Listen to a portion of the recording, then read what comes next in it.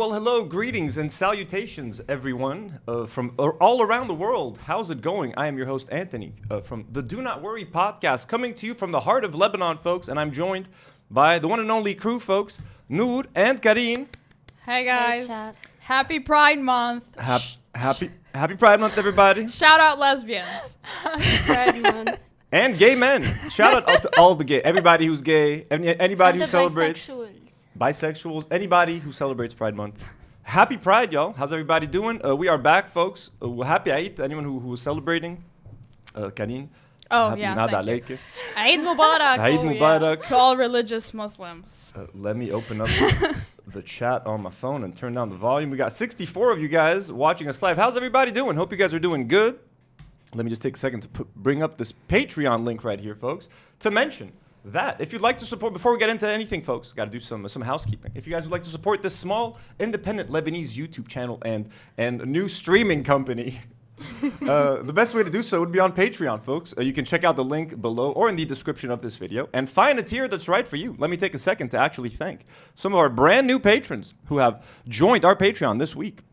Lovely abductee patrons, Erica Stillwater, who I think I've been saying her name wrong. I thought it was Stillwell, but Stillwater, and Mr. XP, and blonde patron Danielle Richards. Thank you so much. You guys can also support us by becoming members of this channel. And you can support us with like super chats and gifting memberships and stuff like that. We did an exclusive members stream just a couple of days ago that you guys can access for patrons and members. But you guys don't have to do any of that to support us. It is more than enough for you guys to be in the chat with us, just leaving comments, liking the video, subscribing to the channel, become Do Not Warriors, support us on our journey, folks. There's also a pinned link in the live chat where you guys can donate to a group charity fund for multiple families in Palestine, Palestinian families. This is organized by a couple of our viewers. Harley and I forgot, and it's Tangerine. Was it Tangerine? Tangerine. I believe it was Tangerine. Mm-hmm. So a couple of our viewers are awesome enough and are constantly trying to find ways to raise money for Palestinian families. So if you guys are feeling charitable and if you have a couple of dollars to spare, check out the link that is pinned on the top of the live chat to donate for some. We have Mohsen in the chat right now. كيفك يا محسن نحن معك وعم نجرب نعمل اللي فينا تنساعدكم. So guys, if you guys want to donate, check out the link in the pinned at the top of the chat. And Brittany. And Brittany. And consider donating. So thank you so much. And someone just joined our Patreon. Elise Marrero just pledged $5. Just became an abductee patron. Thank you so much, Elise. We appreciate you so much. Okay, folks. Let me just... what are we going to be talking about today, folks? We have a litany of topics to talk about. Some small updates about Lebanon and the bombing that happened here by Israel from a couple of days ago. They attacked Beirut yet again. Let me switch to split screen. Let me get that mouse working. Ooh, there we go, baby. Trump versus Elon. We're going to talk about that. Some Lebanese updates. There's been some small things in Lebanon. Lebanese women were asked about dating in Lebanon, and they said that are there too many gay men in Lebanon, folks? Is it impossible for women to find any straight men in Lebanon? We're gonna ask the hard questions today. Is the new 007 woke? We're going to look at, it's a small topic, we're going to look at some Disney adults running around at Universal, some IDF stuff, and Israelis doing crazy shit. Thom Yorke from Radiohead made a pretty, shitty statement about Palestine, so we're going to read that. And then we're going to, at the end of the episode, we're going to talk about a little bit of the fallout that has happened from the H3H3 interview with Idubbbz's boxing coach. The people on Twitter are mad at me for criticizing that lady, okay, because apparently she had some childhood trauma. We're not allowed to criticize her as an adult. So I've been getting called out on Twitter. I've been getting called out on Reddit. So we're gonna look at that a little bit and ask the important question: is someone with childhood trauma or any trauma in their life allowed to be criticized? Because I think that yes, they are. So join us on this episode. Should hopefully be a good time. But before we get going, let me just mention that. For our Lebanese audience, I will be at the Mystic Market tomorrow in Madam Khayr from 2 p.m. till 12 a.m. selling some comics, folks. I got some Simpsons comics, some Barbie comics. Go over to Cosmic Studios, and you guys might be able to meet me and pick up some rare comics, folks, if you're here in Lebanon. So do that. Also, I'll try to be there. That'll be very nice. Try to join us. Also, just a quick. Sorry, I gotta pull up the. Nope, not QuickTime Player. No, folks, it's all falling apart. I'm kidding. Don't forget, we did a movie edition of Do Not Worry for the very first time just a couple of days ago, last week.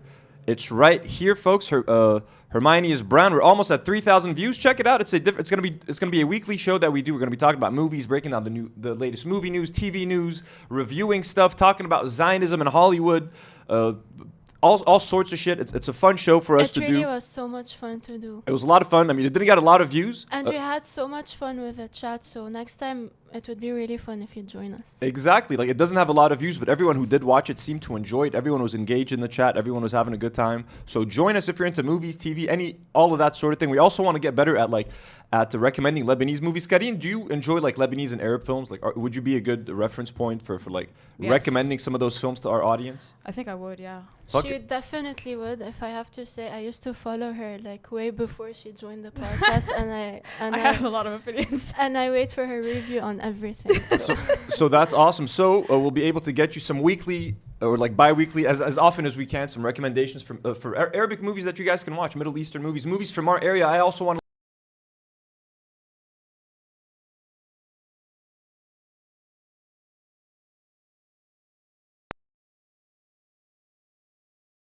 mics are back. You have the audio. You guys, if you want to turn on some light on you. There we go. We're back, folks. So if you guys want to join us and talk movies, talk some TV. Last week we talked about the casting of the new Harry Potter cast of Brown. Hermione is turning 40-year-old incels insane. Poor thing. She's also, a kid. you can suggest on Discord what we can talk about. Yeah, suggest some topics. Please. Next week I'm going to be trying my first like 7 or 8 hour long ass stream, kind of like the ones that Hassan does. I'm just gonna sit there and watch like a bunch of fucking videos. I'm gonna have lunch on camera, just all that sort of thing. I want to try it next week, folks, as I transition into a full-time streamer, as my job slowly disappears by the end of the month. So we're gonna be doing that as well. So tune in. Also, I plan on doing like 4 live streams a week, maybe 5 live streams sometimes. So we're gonna be active on here. Anyways, with all of that said, let us get going. And just some quick updates about the Israeli strikes that happened on Beirut. I was actually filming a video. I was reacting to what were we reacting to when it happened? Idubbbz. I think like an Idubbbz video. Yeah. Idubbbz talking to the coach. And right before that happened, Israel put out some warnings that they were going to bomb Hadath in Beirut, like 4 buildings. This is going to be extremely biased. This is from the BBC, but let's see what the international framing of this is going to be. Carried out airstrikes on Beirut. The attack followed an evacuation warning by the Israeli military for several buildings in the southern suburbs of the Lebanese capital.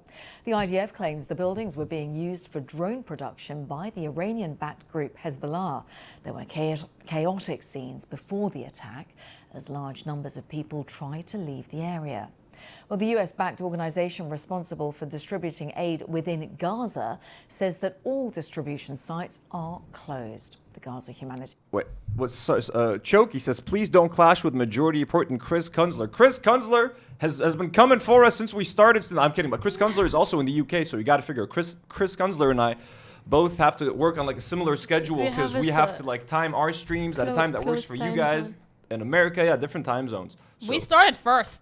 He should move, actually. Yeah, Chris, we had that spot first. Go tell Chris Kunzler to start streaming later. Okay, this is our spot. I'm kidding. We love Chris Kunzler. Anytime we jump into his chat, everyone is so nice. No, Karine, we love Chris. Yeah. I love Chris. But it's our spot. It is our spot. Chris, you leave that spot to us. But no. Yeah, I'm sad because I love watching his streams, so I don't get to do that. Yeah, but no, we can't watch him when we're doing this. No, Chris is awesome, and I'm loving this growing streamer community right here. But yeah, so what was this lady saying? I was kind of looking at the chat. What is it saying? They're bombing weapons depots or whatever. Let's play this. Large numbers of people try to leave the area. Well, the US-backed organization responsible for distributing aid within Gaza says that all distribution sites are closed. The Gaza Humanitarian Foundation has not said when they'll That's reopen. it? 20 seconds Our about correspondent Beirut? in Jerusalem, Barbara Pletasha, told us a little more. Yeah, I think so, yeah. That's all we're good to them, folks. They talked about it for 25. I should have watched this maybe before I guess doing the they video. bombed.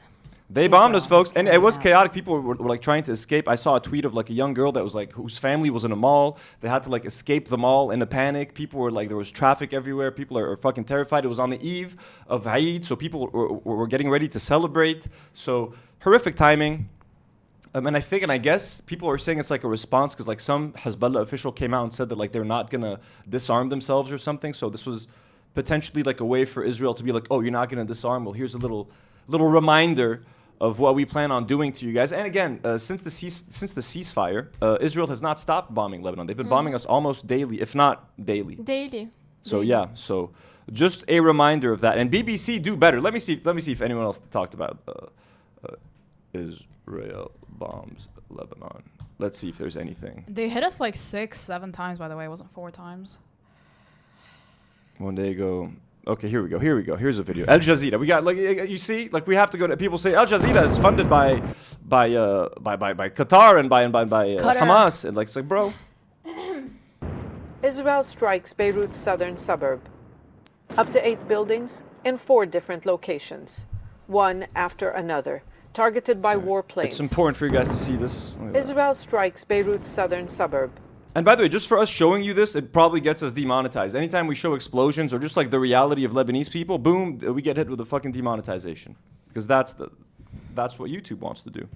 Up to 8 buildings in 4 different locations, one after another, targeted by warplanes, in what has been described as one of the biggest attacks since the November ceasefire that ended more than a year of hostilities between Hezbollah and Israel. This is Hezbollah's stronghold. But it is also home to hundreds of thousands of people. And yes, they call it a Hezbollah stronghold, which is, I mean, even for Al Jazeera to say this is like kind of shitty framing, because it excuses the idea that you can bomb it. Oh, it's a Hezbollah stronghold. When Westerners imagine what a Hezbollah stronghold might look like, it's like when they say terrorist city. It's like, what? It's like a pirate bay where like just a bunch of pirates and just a bunch of like criminals are just like hanging out. Wherever you turn, it's like, what is a Hezbollah stronghold, essentially? And so it's mainly, folks, it's mainly civilians, regular fucking people like you or me, chilling with their families, getting ready for to celebrate a holiday. And that's what it is. Most of the people down in the street, folks, just either lost their house or their home just shook because of the explosion. And the people at the airport, remember? Oh, there was panic at the airport as well, yeah, right? Yeah, when Nadim was coming back from Lebanon, and then when he landed, it was like super panicky because people are coming for the holidays. So super panicky, a lot of traffic, a lot of like people, everyone was screaming and crying. It's Eid. They always do this in Eid. They do it in the West Bank as well, and they did it in Gaza, Kaman. They always do this. We're used to it, but like it's still shitty. Yeah, it's very strategic to do it right before a holiday. When they bombed houses in Gaza, they did it right before winter started. Like they just like to fuck with people and torture people. Was the scene? We got Ethan's Basement in the chat, and Haley D, and Jordan M, and Mac Lopez, and Marina Nimis, a bunch of VIPs, folks. We love all you guys. Thank you for being here with us. Jordan M hasn't been here in a while. Jordan M, we've missed you. Also, Comrade Casey was here before. Comrade Casey? Also salute to Comrade Casey. Comrade Casey's always posting the most beautiful photos on Twitter and on Instagram. Like, he's always in the most beautiful places with beautiful lakes and stuff. I'm fucking jealous, bro. Friends of the show, folks. We love everybody. Across neighborhoods when Israel issued the warning of imminent strikes. Heavy traffic as people made their way out. The Israeli military says it is targeting underground infrastructures intended to produce drones. Hezbollah almost never comments on such allegations. We buy our drones from China. Everybody knows that. Kidding, folks. I have no intel on where Hezbollah gets their drones. But again, does it matter? Does it matter? They can say whatever they want. You know what I mean? It could be a pillow factory. It could be a stuffed animal factory down there. If Israel says it's a drone manufacturing facility, then that's all the media is going to repeat. That's all the world's going to care about, and no one's going to give a shit who died. There was how many people died? One person died, nine serious injuries. I can't. That's what someone said in the live chat when I was injuries. I checked last time, but they could say whatever the fuck they want, bro. To be honest, at this point, you know what I mean? As long, again, and part of the ceasefire deal was if Israel deems anything to be a threat, in its own opinion, they're going to bomb the living shit out of Lebanon. So it's not a ceasefire in any way, shape, or form. So far, it is refusing to fully disarm. Lebanese authorities who have committed themselves to monopolize arms. Yeah. Why would they disarm? We have a fucking psycho next door. Why would Hezbollah disarm? Be fucking serious. Why would anyone trust Israel? Are you? That's the problem. And then you can't even trust our own military. That's the problem. Like our military is not equipped enough to deal with Israel. And then we're just supposed to take their good word for it. Hey, just disarm Hezbollah. We promise we're going to leave your borders alone. We're never going to mess with you guys. Hey, you're good. We're not allowed to have jets, bro. Like, what are you guys talking about? Like, Lebanon can do nothing to defend itself. It is unfortunate. It is very unfortunate that we need a militia to defend us. But that is the reality of our situation. A reality created by the West. In the hands of the state blame this on Israel's ongoing violations of the truce.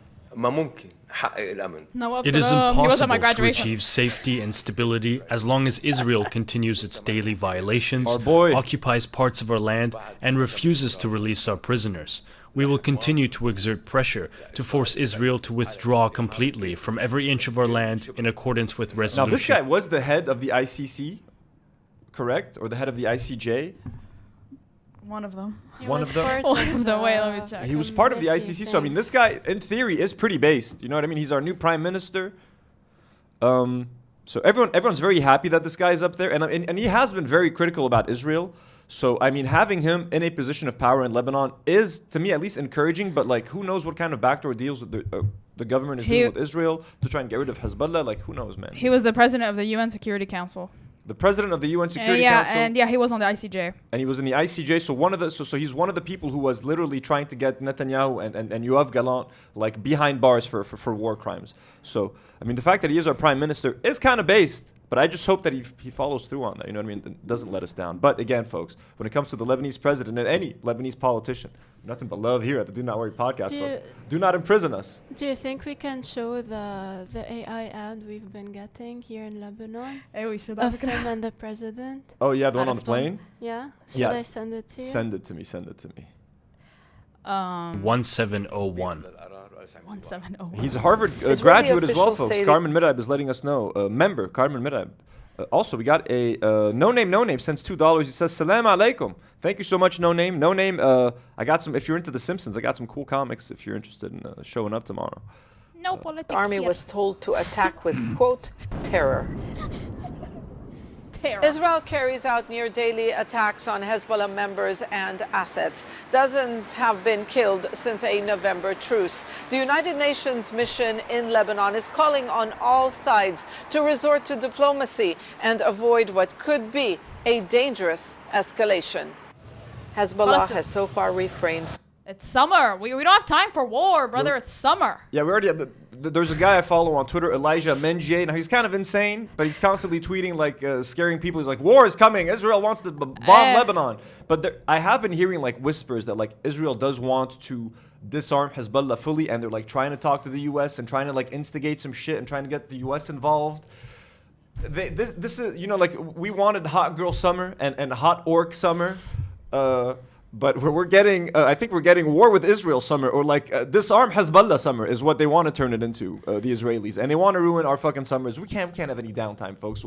Why enjoy our summer when we can deal with more war and more bombings? Nawaf Salam, please just do some shit. I'm begging you. I can't do another round of war.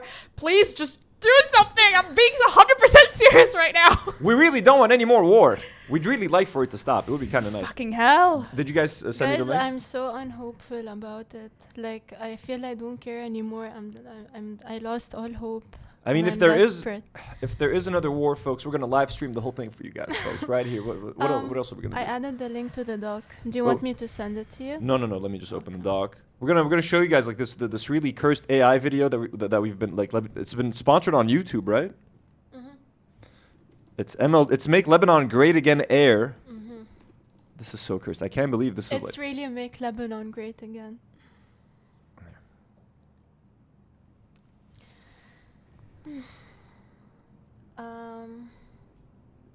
أهلا وسهلا. Make Lebanon Great Again. We're gonna have to turn to mute this most likely.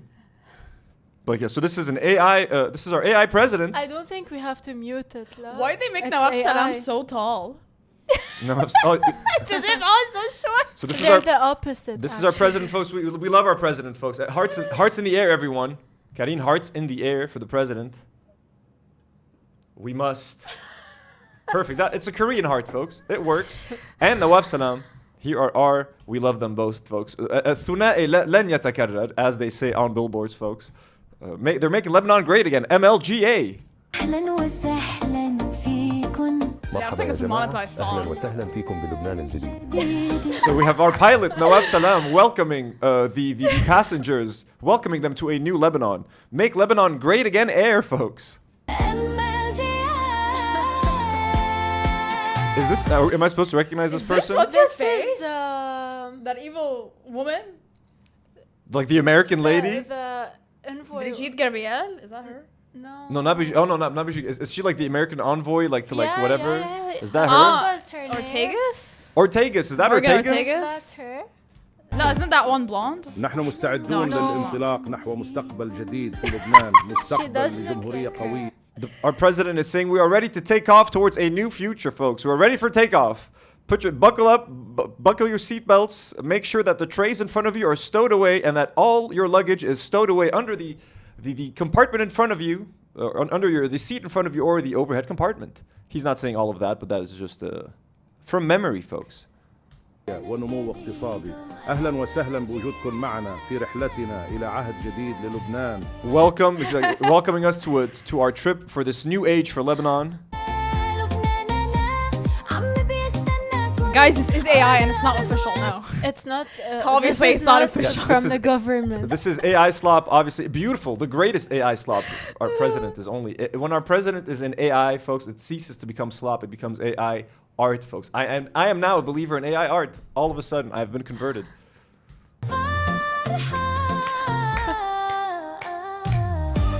Come visit Lebanon, folks, and let's make Lebanon great again together, hand in hand. So weird. Shark Tank. Shakatanka.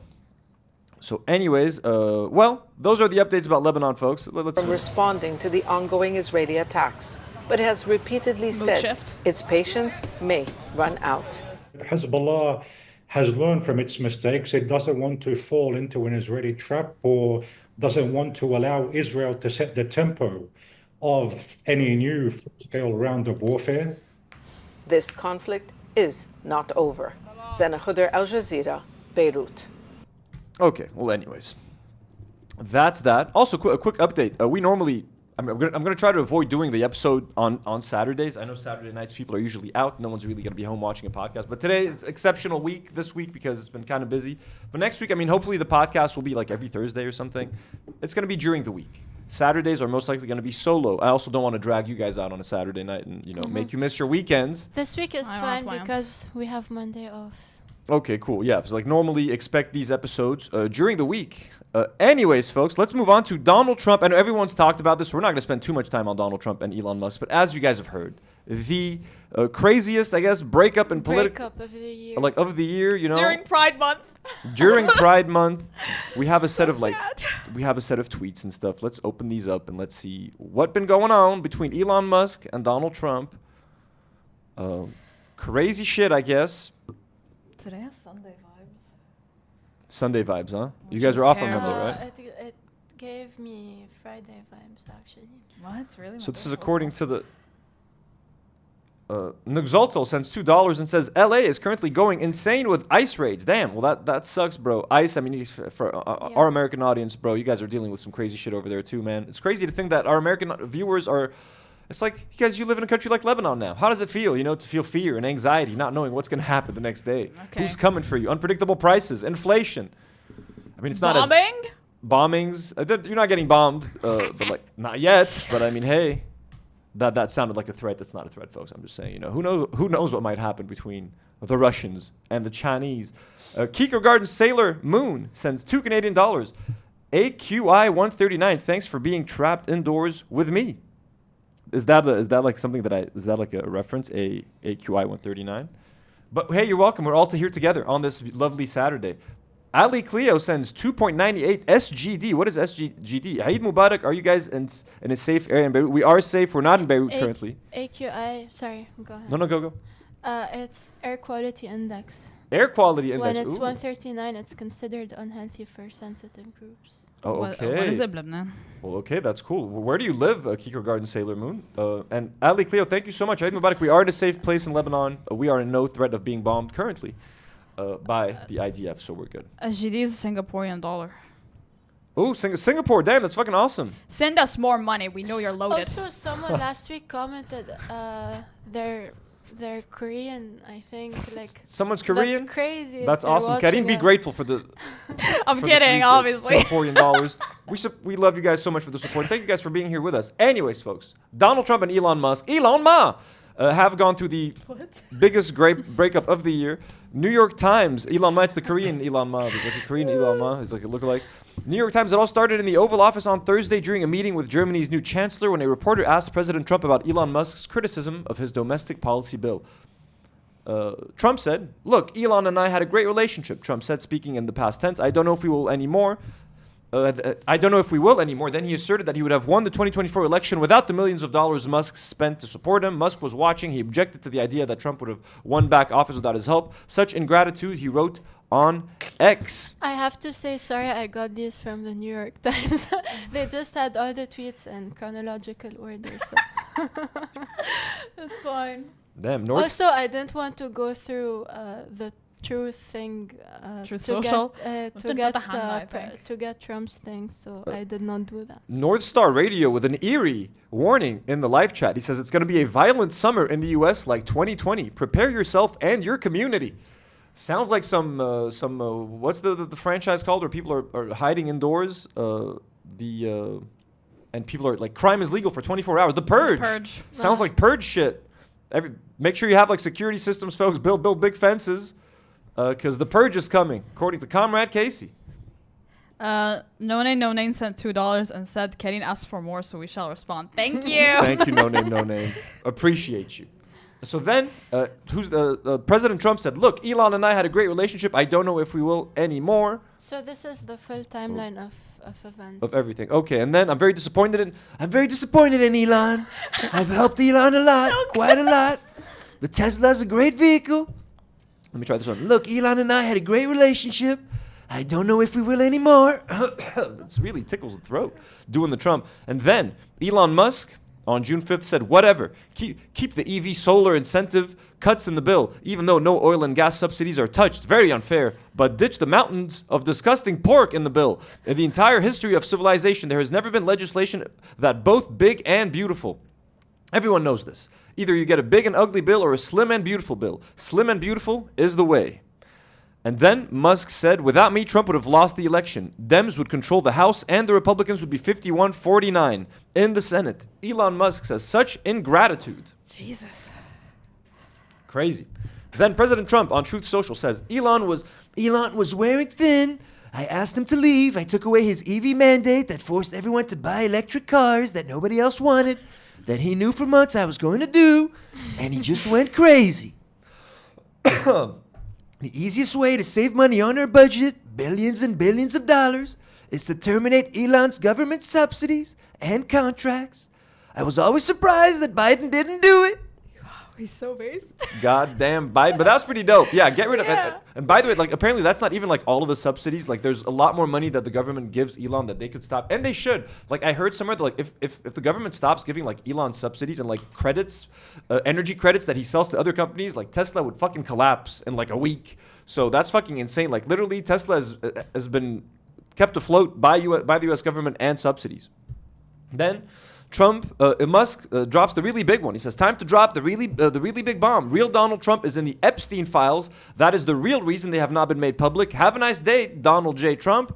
Mark this post for the future. The truth will come out. Elon Musk is trying to look cool by doing this. It's like, bro, didn't you know this? And you still supported this man and spent millions and millions of dollars to make this man president. And you know he's a fucking pedophile. And you know he's in the Epstein files. And now we're supposed to think that you're cool and you're chill. Like, that's fucking insane. What else is there? Oh, Trump responds and says, I don't mind Elon turning against me, but he should have done so months ago. This is one of the greatest bills ever presented to Congress. It's a record cut in expenses, $1.6 trillion, and the biggest tax cut ever given. If this bill doesn't pass, there will be a 68% tax increase, and things far worse than that. I didn't create this mess. I'm just here to fix it. This puts our country on a path of greatness. Make America great again. So, there we go. Beautiful, folks. Is there more to this? Do you guys think they've explored each other's bodies? Definitely. They've definitely been intimate. And the fact that this happened during Gay Pride Month is not a coincidence. Bill Ackman... We have some chats about your impressions. What do people think? It's a bad impression, right? It's not the best. Rabibi says, Anthony, I need a conversation between Trump and Ela, please. Trump and Elon. Well, I could try that sometime. Oh, that'd be really Also, funny. no name says, as Rabibi said, we need this conversation. I'll try my best, folks. Karine E. Watson sends 10 pounds and says, Karine, for you. Ah, thank you. Thank you, you Watson. So grateful. And the last chat from Haley. And Haley D. If Anthony, you could you can. do a Kermit impression of "We hate you, Hassan"? Did you not get the memo? Kermit impression. Let me. I gotta load it up first. Hey everybody, I'm Dr. Nick. Hi everybody. Okay. Hassan. We hate you, Hassan. Did you not get the memo? Hassan, we hate you. Why are you still talking, Hassan? Are you gonna beg for some more Teddy Fresh, Hassan? Are you here to beg for more Teddy Fresh? Marina Nimis sends $2. Thank you, Marina. You should maybe apply for a voiceover. I would love to do voiceover, folks. If anyone wants to, I'm gonna have a lot of free time on my hands soon. If anyone needs a voiceover artist, but again, AI can do all of that now, bro. AI's taken over the whole world. I'd rather pay you for a voiceover. I would love to. Kiko the Fool sends $2 and says, "How are all my Nowhere Disney adults this Sabado?" We're gonna talk about some Disney adults, Joe, but do not accuse me of being a Disney adult anymore, folks. I will not take to that kindly. But again, folks, with my unemployment now, who wants to send Anthony to Disneyland? And I'll live stream the whole thing, folks. I will vlog. I'll eat every item at Disneyland. We'll talk about that later. You should go to Disneyland China. That would be fun. They have a Disneyland in China? Yeah. Oh my God, I would love to. I know Japan has one. That's crazy that they have it in China. Okay, back to this shit. Bill Ackman, who's a billionaire hedge fund financer, says, "I support real Donald Trump and Elon Musk, and they should make peace for the benefit of our great country. We are much stronger together than apart." Great lesson, folks. Remember, if you've ever seen the Planet of the Apes trilogy, the new one, apes together strong. Folks. Apes together strong. Very important. And Musk and Trump are definitely apes, so they are much stronger together. Elon Musk says, "You're not wrong." Ooh, is Musk open to a reconciliation? Is that what they're saying? Is Musk open to making peace? He misses him.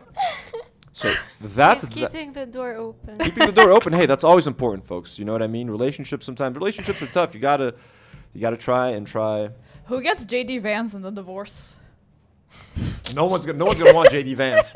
That's what's gonna happen. JD Vance is gonna develop some trauma. He's gonna be like a divorced child. Yeah, it's your fault, Daddy and Daddy broke up.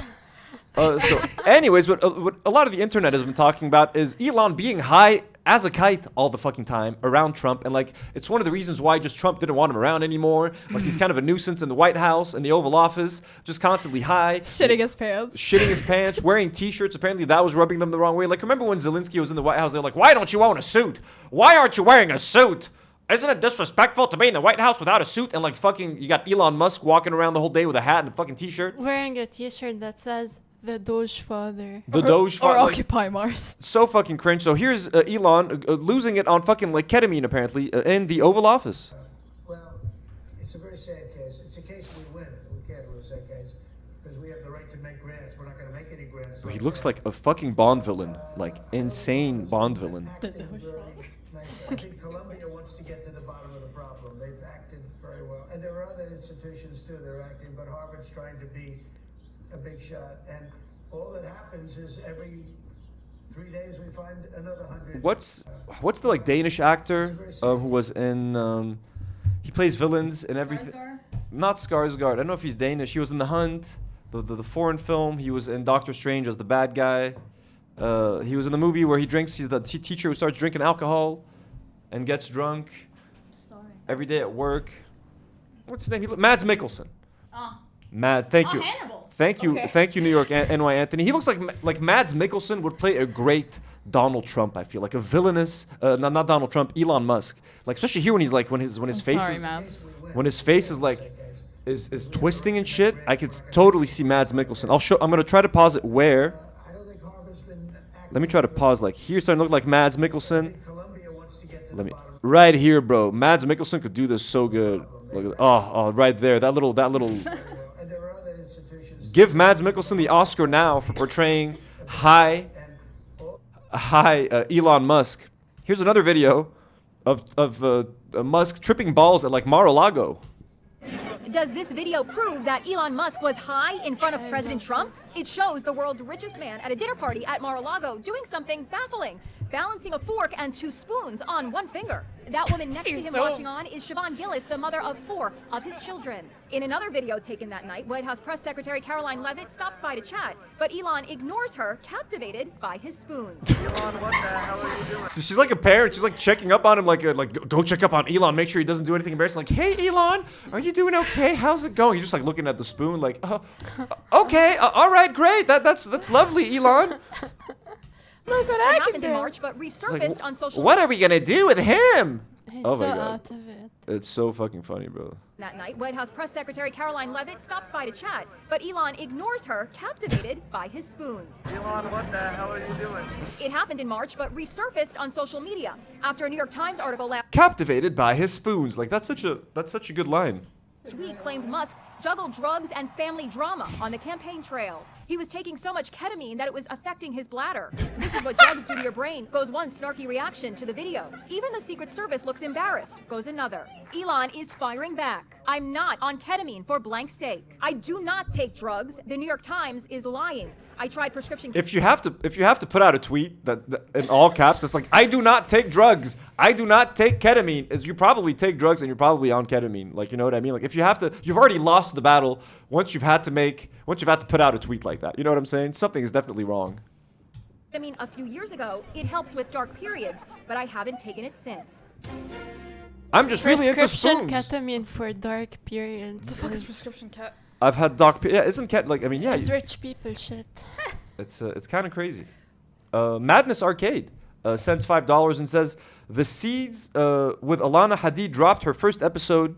Reach out to her and do collab. That's not Kermit. Search Tim the Bear right now. The Seeds with Alana Hadid dropped her first episode. Look up the Seeds with Alana Hadid. What is that?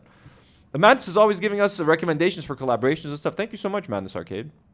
We'll get to the rest of the super chats in a second. Let's just watch this quick news report on bombshell report on Musk's intense use of ketamine. So there's a whole report about it. Last day in government for Elon Musk, who showed up to the Oval Office for some kind of send-off with a black eye, just hours after new bombshell reporting on allegations of his voracious drug use. In a lengthy article citing people familiar with his activities, the New York Times reports that Musk's drug consumption went well beyond occasional use. He told people he was taking so much ketamine, a powerful anesthetic, that it was affecting his bladder, a known effect of chronic use. I learned that today from the New York Times, didn't know that. He took ecstasy and psychedelic mushrooms, and he traveled with a daily medication box that held about 20 pills, including ones... Bro, this guy's in the White House every day, like in the president's ear, fucking tripping on ecstasy, tripping on mushrooms. Like, hey, bro, I'm not judging anyone who wants to do... You want to do drugs in your own time. You know what I mean? You want to do recreational drugs. I ain't gonna fucking judge you, bro. Go have at it, have fun. Just don't hurt anyone around you. You know what I mean? And take care of yourselves and be safe.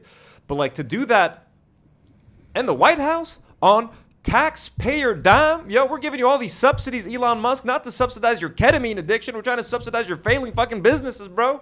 Okay, and then you're whispering to the president's ear, trying to affect legislation, firing tons of people from the government, trying to make it more efficient, and you're tripping on fucking drugs. You know what I mean? Like rich people drugs. That like the disconnect is insane. The markings of the stimulant Adderall, according to a photo of the box and people who have seen it. The Times adds that while his drug use on the campaign trail was more than occasional, it is unclear whether he was taking drugs when he became a fixture at the White House this year. Now, NBC News does not independently verify the Times reporting, but when NBC asked the White House if it sought drug testing for Musk before his government employment began, the White House did not directly respond. Musk was asked about the reporting today in the Oval, jumping in before the question was even done. The president mentioned that you had to deal with all the slings and arrows during your time at Doge. There's this. Some of the people, some of the media organizations in this room are the slingers. Well, so there is a New York Times report today that accuses you of blurring the line between. Is the New York Times, is that the same publication that got a Pulitzer Prize for false reporting on the Russiagate? Is it the same organization? I gotta check my Pulitzer counter. It is. Russia. I hate people who use the term "gate" for controversies. I don't know why. It always seems like kind of cringy to me. I think the judge just ruled against the New York Times for their lies about New York the Times Russiagate too hoax, woke. and that they might have to give back that Pulitzer Prize. That New York Times. Let's move on. Okay, then next question. I mean, fuck the New York Times for different reasons, not for whatever reason he was fucking talking about. The New York Times was fucking denying a genocide in Gaza for the longest fucking time. They probably still are. They have the shittiest fucking headlines about the situation. 12 Palestinians explode while walking in the street in Gaza. How did they explode? Who exploded them? Who killed them? Why, New York Times? That's it. Palestinian child drops dead in Gaza. Okay, how? Why? You know? For the record, the Pulitzer this Times won has not been rescinded, and it was about the Trump-Russia connection. A judge ruled that Trump's defamation suit against the Pulitzer Board over awards given to coverage of Russian interference in the 2016 election can proceed, but that's all. Teddy Schleifer covers billionaires for the Times. He's covered Elon Musk extensively, and he joins me now. Teddy, I know it was your two colleagues that put this piece out today. You've been doing a lot of reporting on Musk and know him well. Nour, can you write down? We got to search Tim the Bear. Apparently, I don't sound like Kermit. I sound like Tim the Bear. I sound like a lot of people, Madness Arcade. I also sound like Dr. Nick Riviera from The Simpsons. Hi, everybody. I'm Dr. Nick. I love doing that. Sorry. Reported on him. I mean, I got to say, it was kind of... Well, it was one jaw-dropping revelation after another, that. and I just kept thinking, this guy's life seems like a lot.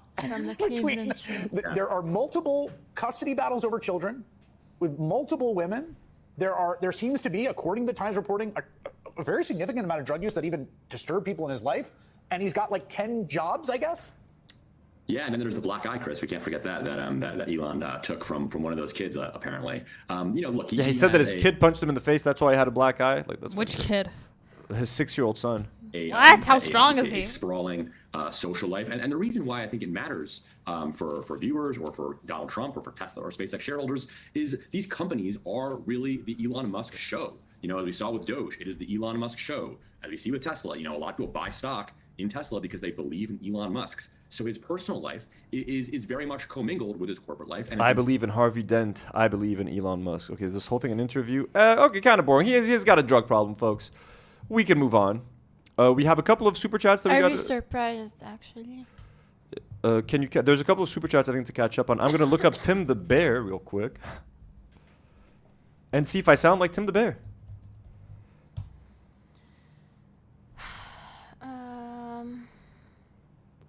I don't know if you already read the chats or not. Oh no, there's a couple that I did not read. I read. So Marmar sends, "Is this real? Am I on drugs?" It is real, Marmar. The dude is tripping. Elon Musk was tripping his balls. Tripping balls. Linnea sends 25 knock and says, "US isn't real. I call it the ACU, MCU, but America." Ooh, that's fucking hilarious. The America Cinematic Universe, not even American. The America Cinematic Universe. Let's see if I sound like Tim the Bear, folks. Bear, I can kill you. So tell Cleveland the truth. If you don't, I do kind of sound like Tim the Bear, don't I now? Yeah, you do. Tim, I thought I told you and your buddies to stay the hell away from my house. Yeah, you did. And then this morning I remember something. I'm a bear. It's not exactly like him. I'm a bear. I'm a Kermit the Frog. I'm Dr. Nick Riviera. Nora, thank you for noticing. It is a new haircut. I just got it today, though. It needs some time to look normal. It looks a little weird today. But thank you. Thank you so much. Also, Madness Arcade sent $5 to say your impression, not Kermit. Search Tim the Bear. Yep. Thank you again, Madness. He's been extremely generous. We love you.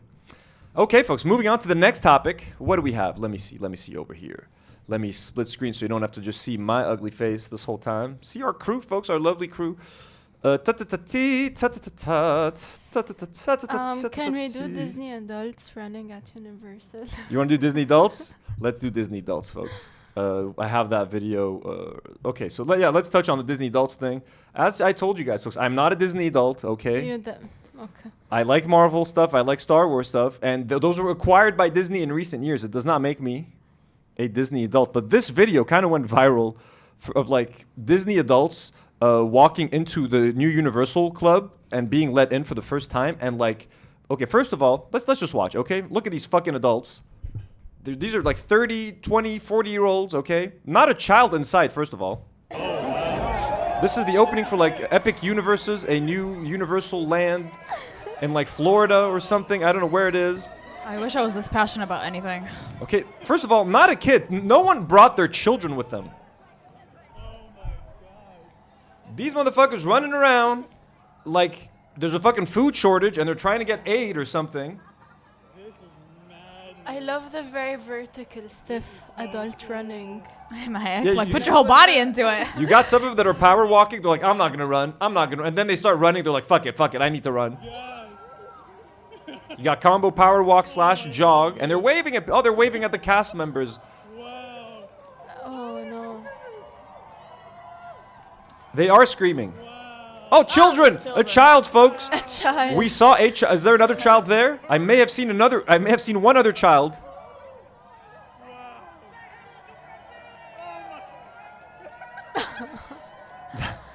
Ah, Melania. I'm gonna ride the Harry Potter ride 6th time! I'm gonna buy all the popcorn buckets. Move, you little bitch! Where's my How to Train Your Dragon popcorn bucket? Out of my way, you 6-year-old little shit! Oh, it's a standby. I need to get a cupcake! Oh, wait, this is crazy. FT Jad says the child is in danger of getting trampled. If you go to Universal Studios, folks, you're gonna get trampled if you're a child. Guys, literally, I'm not even exaggerating. I saw another child. Okay, I'm gonna call out the children when I see them. Here's one little boy, okay, and I saw his like older brother. Okay, look at that. Look at that. There's a child here, so there's a boy here. Okay, we saw him. I'm gonna call him out. Okay, I'm gonna be fair. And his little brother right over here. So we've seen 3 children in this clip so far of hundreds of adults. 500. It's gotta be, right? Well, we're here at least, and the line's already started. She's a child as well. Everyone else is an adult, bro. Again, look, there's nothing wrong with being passionate about stuff. I'm an adult. I like childish things. You know what I mean? Look at this set. Now, again, this set is decorated because I wanted it to look like H3, like Teddy Fresh type shit, like childish stuff. But, I mean, you know, kind of insane. You're a Marvel adult, Anthony. I'm kind of bored with Marvel movies. Like, I'll be honest with you guys. The Marvel shit isn't even doing it for me anymore. The only Star Wars stuff that I enjoyed recently was Andor. You know what I mean? And it's like it's a legitimately good show. You know what I mean? Like it has like take Star Wars out of it, Andor is a very nice show. But like, all I'm saying is this is kind of crazy, okay? And but I would love to go to Disneyland and explore it for the first time. But I would be in the heart of Zionism. Because you're a Disney. Oh, you've never been? I've never been to Disneyland. You guys have never been? I've never been. Wow, No. I've been to Disneyland Paris. That's the shitty one. Everybody knows the good ones in Florida. I'm not going to Florida. Ew. Everybody knows the good ones in Florida. That's okay? Disney World. That's Disney World. Yeah, well, you've been to Euro Disney. I went Euro Disney. Euro Disney. And it has Walt Disney Studios. That one is nice. Euro Disney. Bienvenue à Euro Disney. Je suis what do you call Snow White in French? Blanche-Neige. Je suis Blanche-Neige. Je suis blanche comme la neige. Je suis complètement blanche. What do you call Cendrillon? Cinderella is Cendrillon. Je suis Cendrillon. Bonjour, bienvenue à Euro Disney. Est-ce que vous voulez une pretzel? Une pretzel pour 15 €? Expensive pretzels. Fucking expensive ass food. Yeah, though. Yeah, you're right. I'm sure like one scoop of ice cream was €5. But that's I'm sorry, but you're so a Disney adult. I'm not a Disney. I feel like if you went there, it would be your favorite place in the world.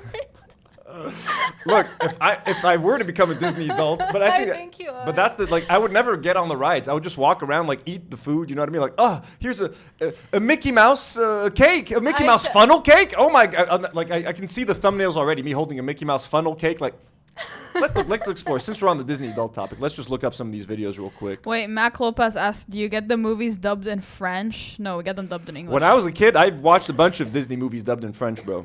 I grew up. I used to watch like Pokemon in French. I used to watch a bunch of Disney movies in French. I used to watch the Ninja Turtles movies. I used to fucking watch those in French. I watched them in English as an adult. It was so fucking weird. I'm like, why is this weird? And then it took me like 30 minutes, and I was like, oh shit! I used to watch these in French. That's why the English version isn't hitting me with that nostalgia. It was kind of off-putting that it was in English. I had Blanche-Neige growing up, not Snow White. Blanche-Neige, you saw it in French? The DVD, yeah. Oh, I had cassette tapes when I was growing up. You see, this is old man. So look at these Disney adults, folks. I mean, Brittany Broski, old friend of H3. Someone said you're Disney curious. I am Disney curious. You could say that. You could say, but like again, all these vlogs fucking scare me. But again, look, guys. I mean, it's just there should be more kids at these things. Okay, not just a bunch of fucking adults. Anyways, moving on. That was just a short little topic, folks. Short little topic. What else we got to talk about here? What else we got to talk about? Some quick Lebanese updates, folks. Is Lebanon too gay? Speaking of Pride Month, you know what I mean? It's Pride Month. There's this foreign influencer who like walks around, travels around countries, asks people questions. Let me find him. His name is Brent Tim Travel. He's a famous TikToker. Is that a TikTok? I think that's a TikTok. Yeah. So here's his TikTok. Brent Tim Travel, 760,000 followers. Oh, he lives in Syria, so he's a Syrian guy, I guess? Or maybe he's currently... he's in Syria So he was right currently now. in Syria when he posted that. Okay, Ugh, cool. I hate when people travel for work. We get it. You have a passport. So he ran into these two ladies in Lebanon and asked them about dating in Lebanon, folks. What these women are going to say shocked me. Okay, it might shock you. It's fucking insane that they fucking just said that shit. But let's hear what they had to say. So what's it like dating in Lebanon? Dating is very hard, actually. We think there's no more guys available. Yeah, because there's a lot of gays. So first of all, she says there's no guys available. There's I love no. it. That being the main reason is completely insane. Don't men outnumber women in Lebanon, or is it women outnumber men like 3-1 or some shit, like some crazy? There's like crazies that either men outnumber women by a crazy amount. I or think women outnumber Women outnumber men globally. I don't know Lebanon though. Well, either way, there are a lot of men. Good men, hey, who knows? I'm not saying there are good men, but there are plenty of men, okay? Also, I'm certain the ratio isn't off. Of what? Of gay to straight. There's not that many gay people. It's normal, yeah. Bro, I mean, Lebanon is known for being one of the more open-minded countries when it comes to gay rights and gay people in Lebanon. It's still kind of shit. Like, We try. It's shit. Gay people don't really have rights, and like you can't officially walk around being gay, but like on the hush-hush, on the down low, you know what I mean? There are gay bars. There are gay bars. There's an active gay community. You know what I mean? But like they have to keep it on the down low. And like recently, there's been an uptick. Again, anytime the government is doing horribly, they want to distract the people from their own failings. So they point to Syrian refugees being the problem. Oh look at these gay people. Oh look at these drag queens in Beirut. Go beat them up. Like you know what I mean? They're trying to distract constantly. But like Lebanon does have a vibrant gay community. But it's not like there are no straight men because there's too many gay people. Like that's fucking the framing is insane. Dating is very hard, actually. We think there's no more guys available. Yeah, because there's a lot of gays. Gays? The way she lowered her voice. Yeah, she felt like she was saying something wrong. She's like, fuck it, I'm gonna say it. I'm just gonna say it not very Gays. loudly, that way I don't get in trouble. Blaming the gays is crazy for being single. Right? I mean, look, maybe. Sorry, said I'm single. I mean, look, she did get a nose job, so maybe she also blamed her nose for being single. Who knows? No, I'm just kidding around, folks. Obviously, Lebanon is huge for and I'm not shaming plastic surgery, but Lebanon is a hotspot of plastic surgery. A lot of people travel to Lebanon to get plastic surgery. A lot of the top plastic surgeons in the Middle East are Lebanese, and they travel around to like other countries and do plastic surgery there. So Lebanon, there's a lot of nose jobs. Okay, there's a lot of women walking around with nose jobs. Women, be proud of your noses. Embrace your noses. And if you want to get a nose job, get a nose job. Do whatever you want. I'm not here to judge you. No, don't get a nose job. But I'm just saying. I'm very radical feminist about this. Don't get a nose Also, job. don't get a nose job. Preferably don't get a nose job. But this lady, you know what I mean? So instead of blaming, but she's out here blaming the gays, not her physical appearance. Okay, and if it makes her happy, we'll also blame the gays for her being single. Wait, someone asked something. Kierkegaardian Sailor Moon asks, okay, but how's the lesbian scene over there? I may re-up my passport and be another one of those white guys that are a bane to you. Don't come here. Okay, no, you can come here. The lesbian scene is nice. Good lesbian scene, folks. Lebanon, if you're gay or lesbian, come over here, have a good old gay time, okay? Just keep it on the hush hush, keep it on the down low, okay? And then you'll have a good time. Let's see what this lady has to say. Oop. The guy's like kind of like wanted to react. Yes! I didn't hear that. There's a lot of people who want to play. People want to play. Ooh, fuck. She's talking about fuck boys at that point. Like a lot of people want to play. They're not serious. Okay, they want to go out on one or two dates. That came second to gays. Yeah, no, like talk gays. talk about fuck boys first. You know what I mean? Like, hey, all these fuck boys, they're not serious. Like the gays, they're the real problem. Then the fuck boys. Play. Yeah, no serious guys. So there's no serious guys, serious there's guys. a lot of gays, and there's a lot of guys that like to play. Yeah. And we're not wasting our time. And you're both looking for husbands. A serious relationship. Oh, look at that. Like, listen, ladies, if you want a man to take you seriously, you got to be out there looking. She said a serious relationship. I said if you want a man to take you seriously, you got to be looking for a husband too. If you want to attract males, you got to be like, I'm looking to wife up. I want to become a wife. Fuck. All right, I mean, obviously, I'm kidding, folks, but like, I mean, you can't be all picky. Like, I don't know if I want a husband. Well, men want wives, so maybe if you act more grateful for being a wife, I'm kidding. I swear I'm kidding. I'm just shit talking around here, folks. Don't cancel me, folks. I'm just this is just an absurd video to me. Like, I love the fact that this exists. Both looking for husbands. A serious relationship before marriage. And do you want to date someone from Lebanon, or do you want to date Not someone from another country? necessarily. No, we're open to meeting all. Are you single? Are you looking to meet someone? Are you serious? Are you gay? Also, I wonder, like, how many times have they liked a guy or spoken to a guy and it turned out that they were gay? Like, Probably zero. You can usually, I mean, you can Probably usually never. tell. I'm not trying to be like homophobic. No, but, you can tell. You can and, tell. like, You can that's kinda exactly tell. my point. You can usually tell, and like, how often would that happen if you couldn't tell? I have a pretty good gaydar too. Like, you know, I can tell when I meet a gay person, like, if you're gonna fall for, like, I mean, you know, and they're not trying to trick you. It's not like, I doubt a gay person's out here trying to trick you to date you, ladies. You know what I mean? Like, oh, he tricked me. It's like, no, I'm pretty sure he made it clear he was not interested in you. So. The Christian chant in the back is sending me. It's just perfect. That's right. There's like a church in the back. Yeah. There's like prayers Like going out. Easter prayers. Fuck gay people. Happy Easter. Happy Easter. All kinds of words. What do you do for work? I'm a doctor. I'm a lawyer. And a lawyer. Okay, so yeah. She ain't. I mean, can you imagine her with a gay patient? Oh, wait, you're gay. You're gay? Ew! Dr. Salim, please come take over. We're gonna kill you. Oh, you're gay, you said, huh? Fikra, we need to address the stereotype of Lebanon being the gayest Arab country. It's only because of our accents. And other Arab countries perceive our accents as gay. But you're just jealous because we talk nice and you all sound like you have shit in your mouths. We are always accused of being the gayest. Our Arabic does sound like gayer than others, I would say. Yeah, but I like our Arabic. It's very smooth. It is pretty cool. But like, is there a gayer Arab country than Lebanon, like where gay people can like walk around and kind of be relatively chill? Or I think Tunis, Tunisia is probably the second. Okay, cool. Yeah, but Syria, no. Palestine, no. The No. Gulf, definitely not. Jordan, no. Egypt, no. What's Dubai like? I know on the down low there's Dubai is very gay, but they're all foreigners, and it's also a police state. So I it's don't very know. like on the down low as well. Like it's like Yeah. don't ask, don't tell type stuff in Dubai.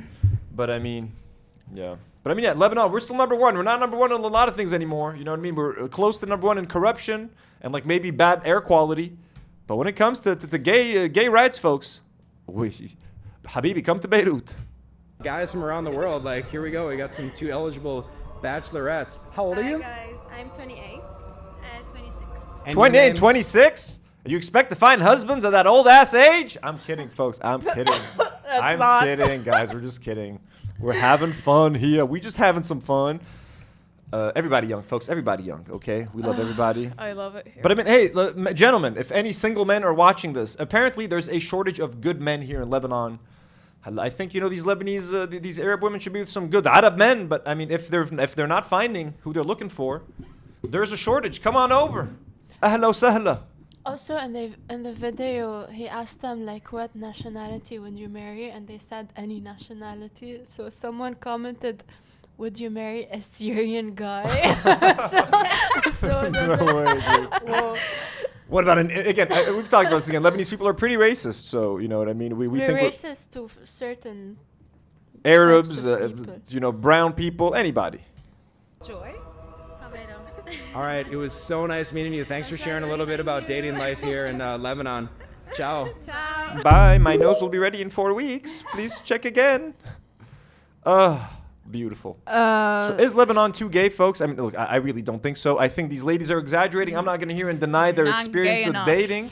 It's probably, it's hard. Look, it's hard for anyone to find someone, bro. And even if you do find someone, you know what I mean? You gotta do compromises and your lives really fit with each other and shit. Like and a lot of Lebanese people leave. That's one of the problems. You meet a lot of people in Lebanon, and a lot of them are either planning on traveling or they live abroad and they're just here visiting because there's not really any work opportunities in Lebanon anymore. Whoever can leave is always trying to leave. Almost everyone you meet is trying to get a visa to get out of here or trying to get a job abroad. But now with AI, ain't nobody gonna be getting any jobs anywhere anymore.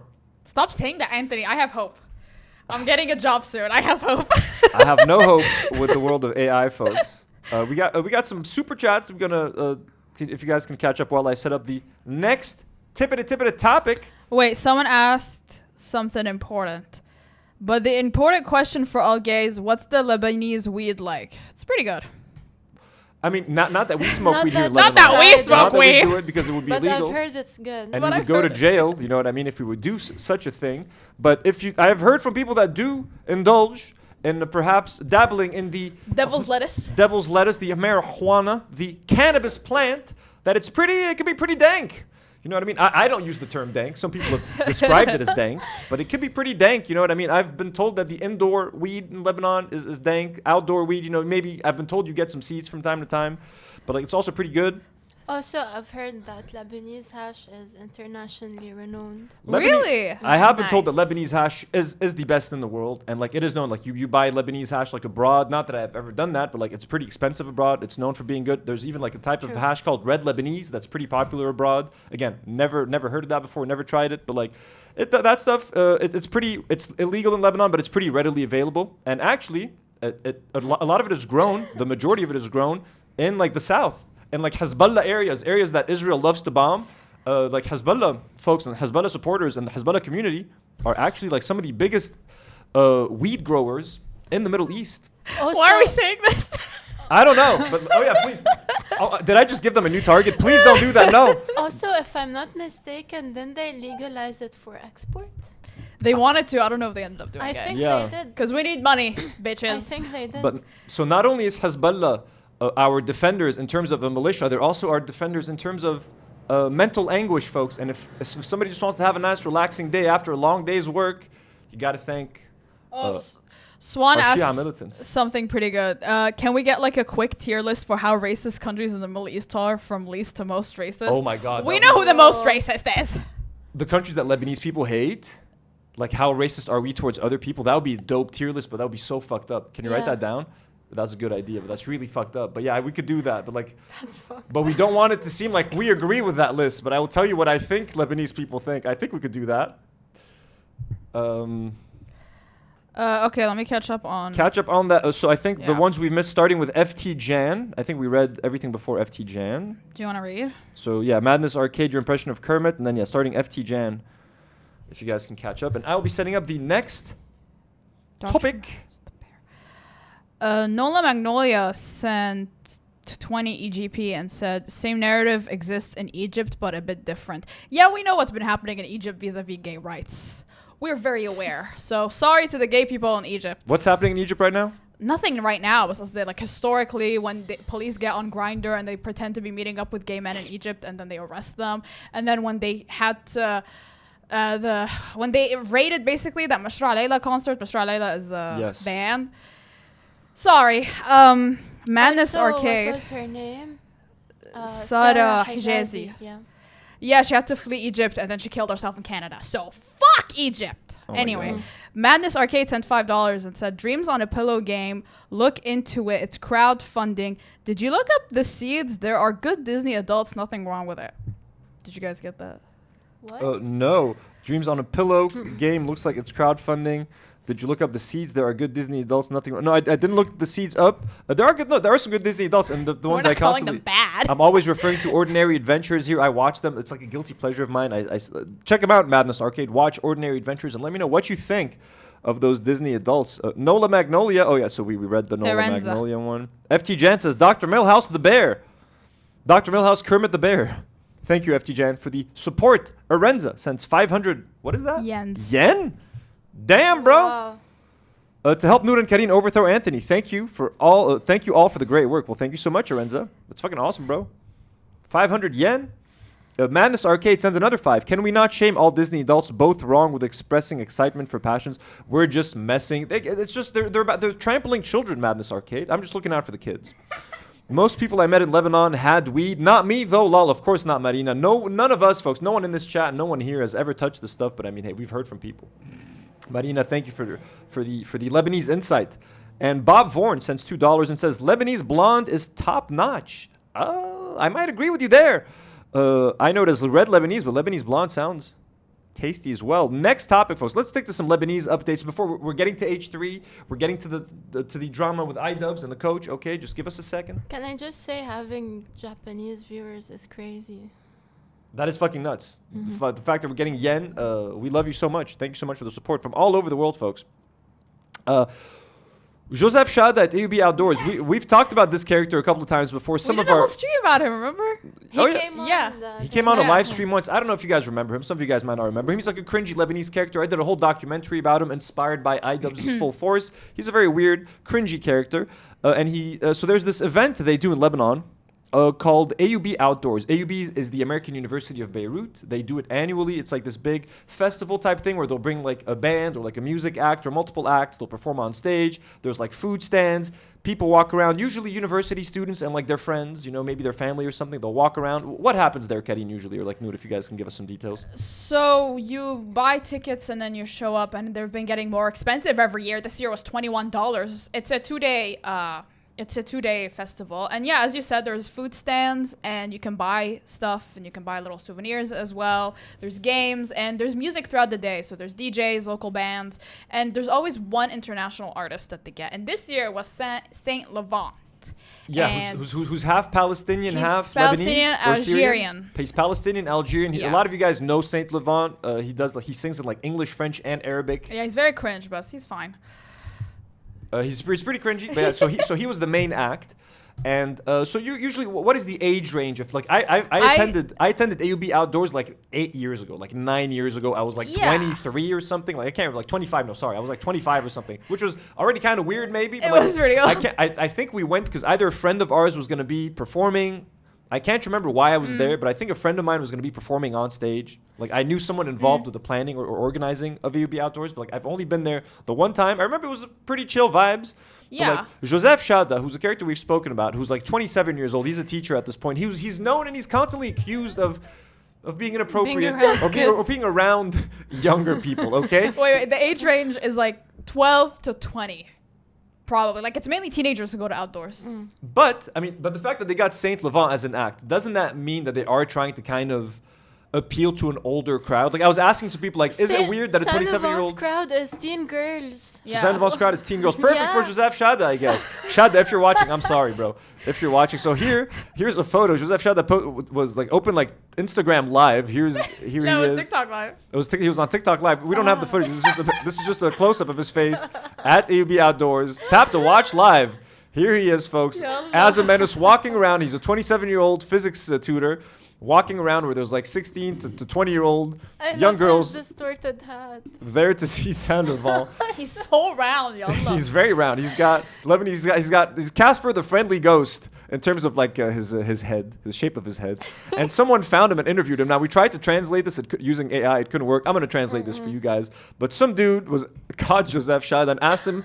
Also, an inappropriate question. Like it's already creepy that Chada's there as a 27-year-old walking around AUB Outdoors. Guys, Chada is very easily baited, so this is and for anyone who thinks easy. And for anyone who thinks we're being mean to him, he loves this. He just wants to be talked about. Chada doesn't care if you accuse him of being a pedophile or if you accuse him or if you call him the greatest tutor of all time. As long as Chada is getting some airtime on whatever medium it is, whether it's TikTok Live or whatever on YouTube, he's just happy to be relevant. So Chada, we salute you. Chada, we hope you're doing well.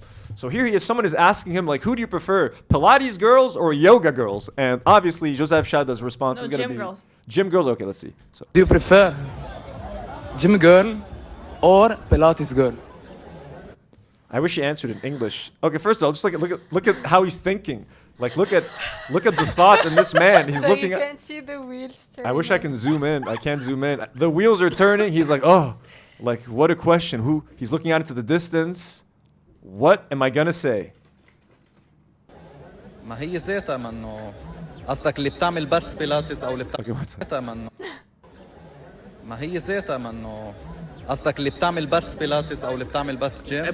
He's saying, so it's like, aren't they the same, He's like, isn't Pilates, is someone who does Pilates the same as gym, or do you mean someone that only does Pilates? And he's asking for clarification. Are you asking for... It was too complicated. It's too complicated for him. He's like, only Pilates versus only gym? My 27-year-old tutor brain can only understand the black and white. Building يعني or Pilates؟ لا بيلاتس أحسن للبنات. أيوة. شادة بحب البيلاتس.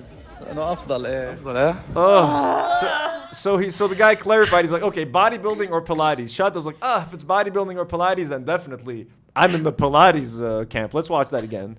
Just his response again. Shada, I hope you're in the live chat. If you're in the live chat, show yourself. ايوه Sorry, بيلاتس او اللي بتعمل بس جيم. بودي بيلدينج يعني اور بيلاتس. لا بيلاتس احسن للبنات. ايوه. He said not only better, he says better for girls. He says Pilates أحسن للبنات. So Pilates is better for girls. So Pilates is more girly. It's more girly, folks. You gotta have that feminine. You can't be a female bodybuilder. You know what I mean? You can't look like Abby from The Last of Us 2 video game. You gotta look like Abby from The Last of Us season 2 Zionist television show. That's what he wants you to look like.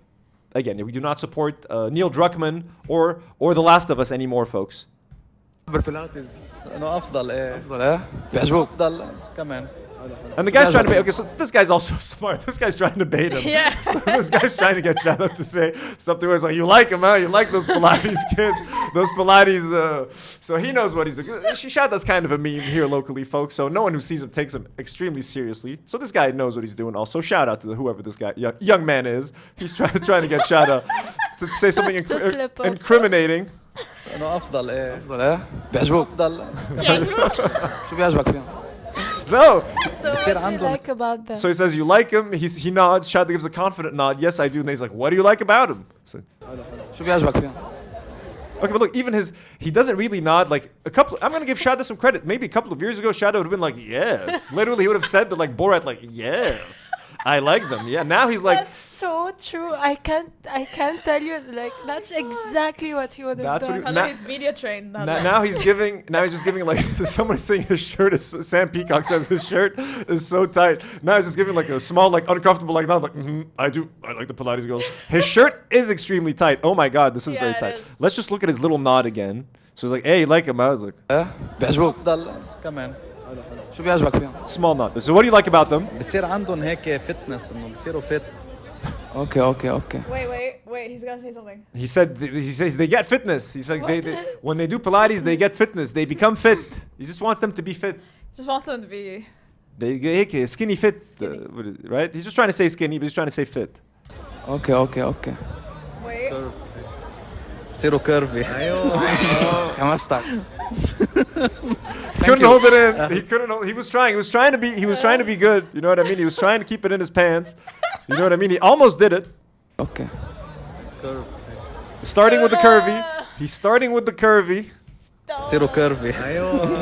And the guy says Aywa. So when the guy says Aywa, so when the guy says Aywa, he's just like goading him on. Basically, he's like getting him like, yeah, hell yeah, Aywa. And the shot is an easy target. All it takes is a quick Aywa, and he like fucking lets loose. He forgets that he's being filmed.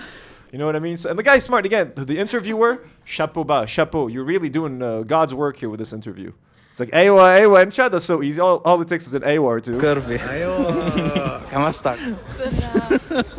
Thank you. He's so look at the giggle. Look at the giggling. What's wrong with this? So flustered. Are his gums bleeding? Why does his mouth look so red? Shada, go to the dentist. Go to the dentist. Tell him your gums are extra red. Maybe he just had like a slushy or something. Maybe he had a slushy. Totally have a slushy. He would totally have it. I could totally see him drinking a slushy actually. Like, yes, slurping on that slushy. But again, they're really dangerously red gums, Shada. Let's see the giggle again, folks. So pleased with himself. كمستك. Thank you. Oh, don't shake that hand, bro. You don't know where that hand's been. You don't know where that hand has been. I can tell you where it's been. Nasty places. Gross places. Chada loves big butts. Stay away from him if you have one. Stay away from Chada in general, folks. Stay away from Chada. I spent 3 days with this man shooting a documentary. Nour was there with us. That was a fun. I wish you guys could watch it. It's not subtitled, but my Joseph Merab documentary is subtitled. Agora Slum says, I'm loving this Chada content. Let's catch up on super chats, please, while prep the next here topic. Can you do that? I'm going to do one more Lebanese topic for you guys, folks. Okay, we're mixing it up today, huh? I hope you guys are enjoying this Lebanese topics. I think Madness Arcade keeps sending like $5 for every single super chat. Madness, it's crazy. Thank you so much, Madness Arcade. You're awesome, bro. Thank you so much for the support. They say Lebanese Zionists are an oxymoron. They go against self-interest. Yeah. True. Watch our segment about the Lebanese subreddit. I'm sure you have a forbidden bromance between Lebanese people and Lebanese Zionists and Israelis. Also, they say you guys need a gaming channel. That would be chaotic. I have the material needed. I have the Elgato thing to transfer footage from my PlayStation 5 to streaming. So I will be experimenting with video games on stream, maybe later this month, maybe next month, but eventually, folks, again, unemployment knocking on daddy's door. So I'm going to be, you want to watch me stream? You want me to cook on stream? What do you want, folks? I'll do it all. I'll play some fucking video games. I just don't know what games to play on stream for you guys. I'd love What do you to play, more Anthony? streams. I usually play single-player story-based games, like, you know what I mean? Like, I guess fun stuff for people who like to, like, watch, like, a continuous story, but I don't play, like, online competitive games. I don't play Call of Duty. I don't play, like, FIFA and shit like that. I play single-player story mode games. I'm thinking of getting, like, the latest Hitman game. It came out, like, 3 years ago, but, like, I feel like playing it. I'm currently playing Cyberpunk, but, like, I'm not going to restart that for you guys. I just realized there's a link between the Chada video and the video of the woman saying that Lebanese men are gay.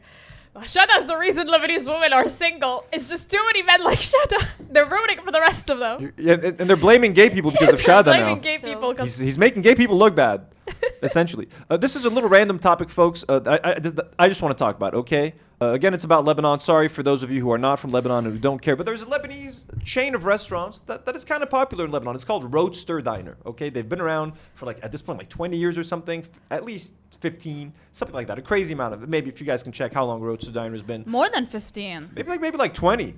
Wait, are we going to talk about the Duke ads? We're gonna, Yeah, I think so. Oh. So Roadster Diner's been around for like 20 years. Okay, it's like when I had my girlfriend in high school, my first ever girlfriend. Like we went on to Roadster Diner for our first date, and then we would go once a month, every 15th of the month, just to celebrate our first date. I spent a lot of time in Roadster. Okay, it's very cringy, and it's like it's an American U.S. diner style restaurant in terms of. Founded in 1998. 1998, so 27 years. God damn. A Lebanese staple, folks. And they serve like American type food. You know, you got your burgers, you got your chicken tenders, you got some milkshakes, okay? You got, and their decor, most importantly, their decor is what was kind of like their standout, in my opinion at least. Now, I have these old janky photos that I found online. I can't find anything for some reason, but it looked like an old style diner. I love their old, I know, bro, with all of the, like, Route 66 and, like, 90 miles per hour and all that sort of shit hanging on the walls. Very typical U.S. diner type stuff, okay? All sorts of old ads and, like, hot dogs and Coca-Cola cans and shit just hanging on the wall. You know what I'm... Look at the chairs. 50s diner. 50s diner style, yeah. okay?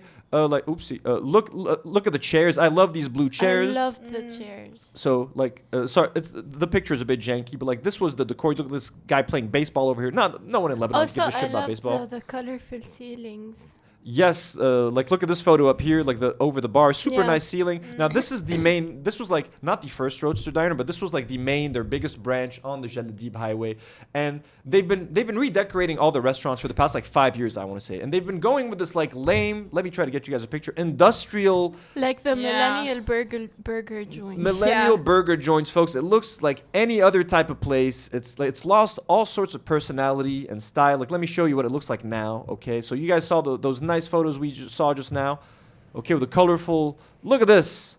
It just looks like a industrial type of like. We love burgers. We love burgers and neon lights on like the fucking, like, you know what I mean? We love burgers. This to me, this is generic. This doesn't say anything about the restaurant. This lacks corporate. This lacks any personality. This could looks be AI generated. Yeah, it looks AI generated, exactly. You could be stepping into any restaurant here and you wouldn't know where the fuck you are.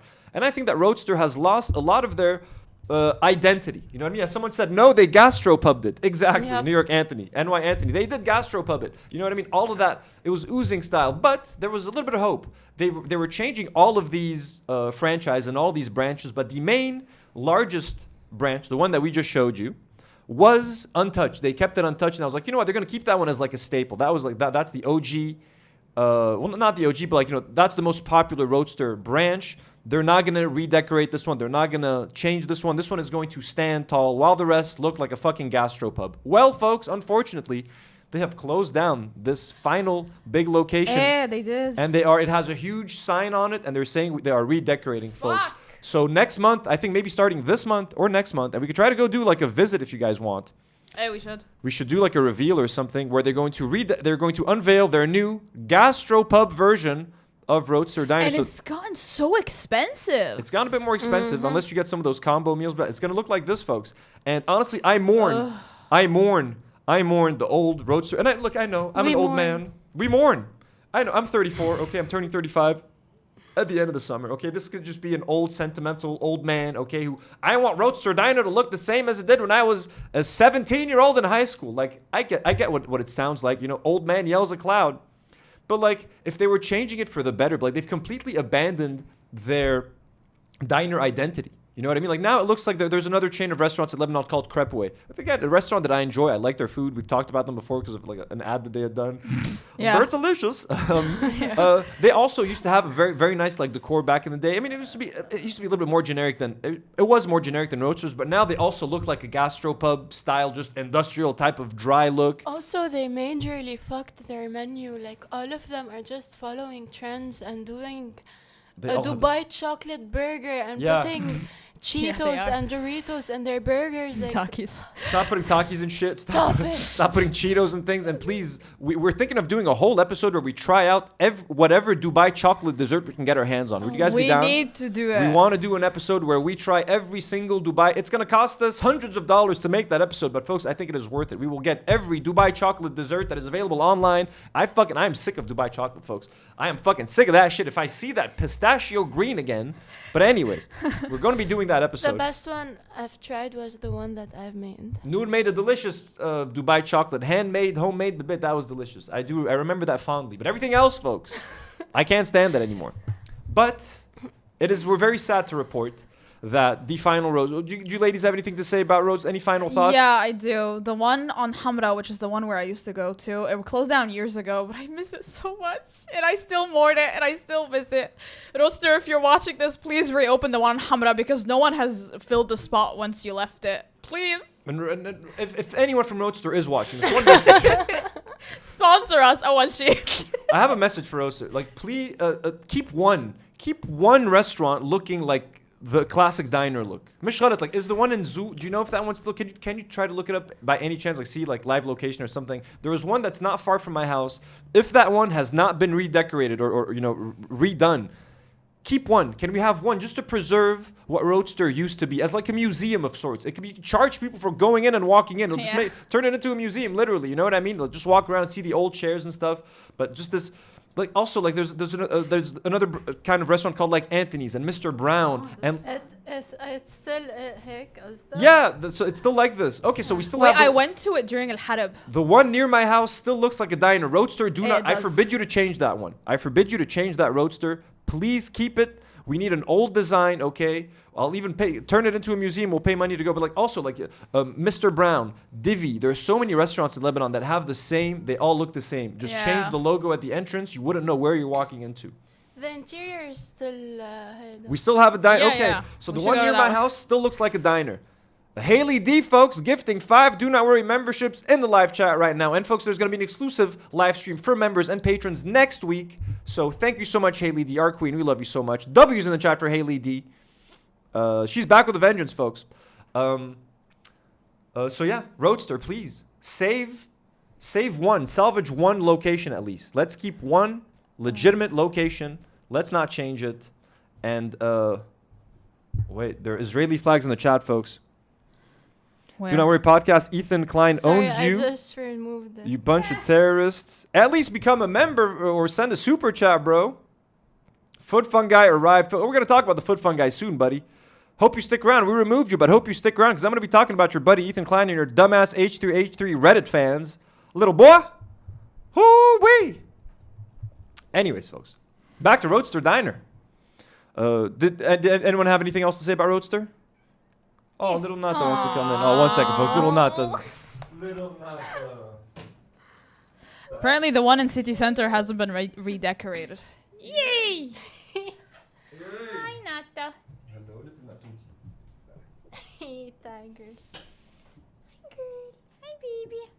Oh my god, you're so freaking small. She's so tiny, folks. She weighs like, I mean, if she's lucky, she weighs like 3 kilos. Last I weighed her, she was 2.7 kilograms. She's a year old. She's a little tiny little girl.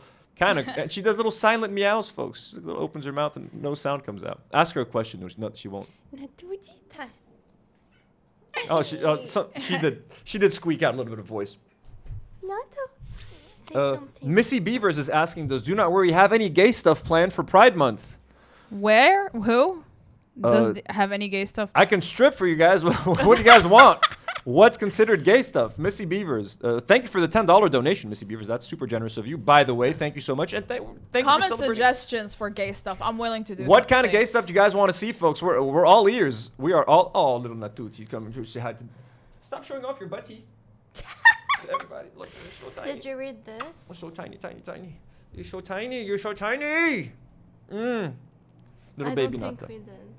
No, I didn't read it. Let me- Okay, Madness Arcade says, I know you said you wouldn't get a Switch, but you and the crew cussing each other out over Mario Kart would go hard. Just saying, could even be the older games. I think know. that would be fun. I know Switch 2, but I need to see how much a Switch 2 costs in Lebanon. I know it's 450. 5 or 650. It's 450 in the US. Hey, Lebanon, it's like It would make 500 sense- or something. Yeah, it would make sense for it to be like no less than 550 here. Missy Beavers, I mean, whatever. Maybe we can try to highlight some kind of like gay media that you can listen to in Lebanon. I remember there was a podcast that was all about sort of highlighting queer and female women voices in Lebanon. I forgot what it was called. Like not her take. Naya? Why am I thinking her take? No, it was by someone that I knew. I forgot his name. Her take. Not her take. Her who's take the- just did a live streamed episode, by the way. They live streamed their first serious? episode. They're No streamers now, way. folks. Jillian Michaels is now a live streamer like us. Wow. What was the name of the host of the podcast? His name was what was his name? I forgot his name. Afif Nasuli or something. He used to work for Spotify or something. Afif. Can you check up Afif Podcast Lebanon and see what comes up? Maybe I can recommend something to these good people here. I can recommend like queer Lebanese movies. Yeah, that would be great. We can do that on the next movie episode. ما مبين شي. Is it عفيف الجميل؟ Afif Nasui or something like that. ما مبين. Afif Nasui. We're gonna talk about. Do you guys? I think the Duke thing. No one's gonna get it. That's the thing. Like the collab. I want to talk about it, but I don't think anyone's I gonna care. don't think it's anything major. I know they've literally paid them. Yeah. If they ripped them off, it would have been better. It's not. They've posted them. Yeah, I know. Okay, let's talk about just a quick topic. We like to talk about woke stuff, and the movie. We in our movie episode, we talked about like they're making a live action Zelda movie and they're considering hiring Hunter Schafer as Princess Zelda. People freaked out. Oh, it's woke, DEI, trans actors. We don't want any of that, and they're freaking out about the brown Hermione. Well, people are taking the woke stuff maybe a little bit extra crazy because like now they're accusing this white James Bond of being too woke, which I don't even know if the guy's being sarcastic, but we need to talk about this. So Culture Crave released this, like, first look at James Bond in the upcoming 007 game. Okay, look at that, folks. He's a white man. He's a straight white man. Okay, and then this dude, Steve Baker, right underneath says, looks like woke garbage. Nathan Drake Bond is a skip for me. So I guess because they made him look like Nathan Drake or something from the Uncharted games, but like, looks like woke garbage. Is Uncharted woke? It's not really woke. I don't even know. This guy doesn't make any sense. So this dude, Dell, retweeted it and said, straight white men with gray eyes who like guns and seducing women is now woke. I repeat, the snake is eating its own tail. So I just kind of find that hilarious, like how much people have lost the plot. Like, you know what I mean? Like even seeing a white man with gray fucking eyes who loves guns and who loves seducing women. He's white. He's every Republican's dream. He's every incel's dream. But apparently, it's now too woke. Folks, even James Bond is too woke. I can't wait till they cast a black man as James Bond, folks. The internet is going to lose their fucking mind. We once came close to having a female James Bond, and I was on the Gillian Anderson campaign trail. But, woke is now over, so we couldn't do it. Let's not do female James. If they want to do female James Bond, not tutti. Not tutti. Wait, let me try to cut my... Switch to her. It's so cute. No, not tutti. She fell off the blanket last time. Oh, you guys got Maki. Here. Folks, it's a cat party right now. Sure, Yeah. Natuti. You want to say hello to the camera again? Here, let me. Isn't this the whole point? Oh, look so pretty, Natuti. Okay. Up. Here. The mouse. Oh my goodness. Natuti. Ow. We dropped the mouse, Natuti. It's okay. My What's cheap unplugged? Chinese mouse will survive, folks. It's my fault. Once I was afraid. Does it still work? Something unplugged. Oh, something unplugged. That is true. The TV. Are we still? We're still live. We're still live? Okay. How can we figure that out? What's unplugged? Yeah, your camera's still on. I think it's from the عندك. TV there. لا it's عنا. The dangers of cats. Whoa. At first, maybe she stepped on the remote and changed the channel. Oh yeah. I haven't used this remote. Keep talking, she guys. did just hot HDMI. Yeah, I just can't find the. Yup, fixed. Axolotl says, foot fungi, you ain't welcome here. Oh, there's Love more the for crew. fungi? How? There's some super chats that we can catch up on. Mr. Krabs sends $2 and says, Lebanon content greater than. We agree.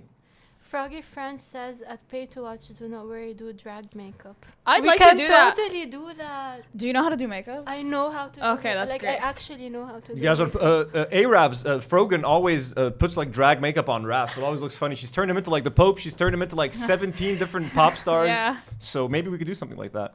Mariah J13 sends 8 SAR, which is Saudi Riyals, I believe. Guys, I love you and the show so much. Well, we love you so much, We Maria. love you. Sunflower Dragon sends $5 and says, enjoying the stream, guys, as if Anthony wouldn't go in hard on a Slurpee at Disney. Stop it, folks. But I would go hard on fucking... Again, all my money would be spent on fucking food, I think, and like desserts at Disneyland. I think you say that now. I know, right? Madness Arcade sends another $5. Madness Arcade, put the wallet down, Yeah. okay? Be careful. I know you said you wouldn't get a Switch, but you and the crew... Okay, he said that. We read that one. I honestly, look, I've been watching some Switch 2 reviews. It's been tempting. I'm not I've gonna been lie. wanting to get a Switch. It is Really? It is pretty tempting. I just It's downloaded nice. I just downloaded an emulator on my phone. I can like to play like vintage Because I Pokemon. can play Stardew Valley on a Switch. Ah, okay, that's nice. Shai Lavi sends 15 shekels and says we want Forbidden Romance. We talked about. Do you guys want to? Maybe we can look at an update at Forbidden Romance another time. Get some updates. Delia Carmen sends $2 and says, "I love Nata." Well, we all love Nata. Thank you so much, Froggy friends. I'd pay to watch. Do not worry. Thank you for the $7 Canadian. Nuxaltal, Foot Fungi ain't welcome here. We love the crew. Well, thank you, Nuxaltal, as well. Thank you everybody for being so generous. Let us see what to talk about next. Speaking of Canada. There was a pro-Israel rally in Canada. Let's talk about that. Kind of crazy. Is it the one that got bombed or whatever?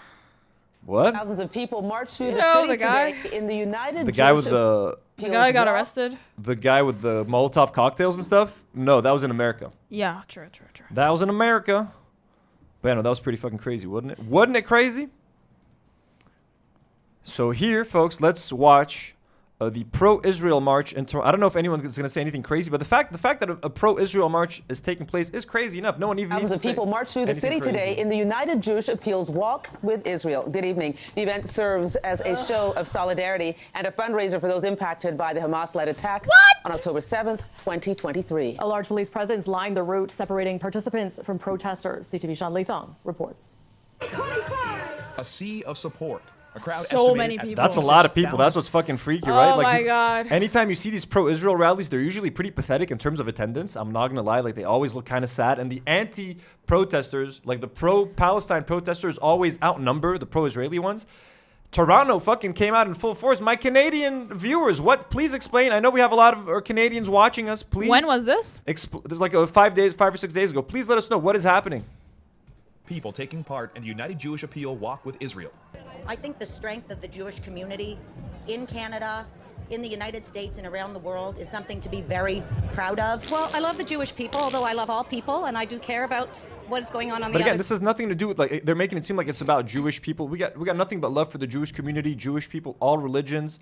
But it's Israel that is the problem. Zionism is the problem. A Jewish ethno-state that is run and that is maintained through violence, through oppression, through genocide. That is the problem.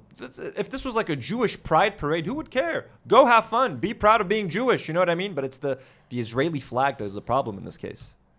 Side of the world. I've been coming since I was probably 5 years old. This has been going on for, at least 50 years. The Ugh, 56th really? annual walk moved north from Temple Sinai up Bathurst to the Sherman campus. Oh, so it's an annual walk. So it's the 56th. So okay, so I guess this is like an annual Jewish pride walk or something that they're latching on to like the Israeli cause now.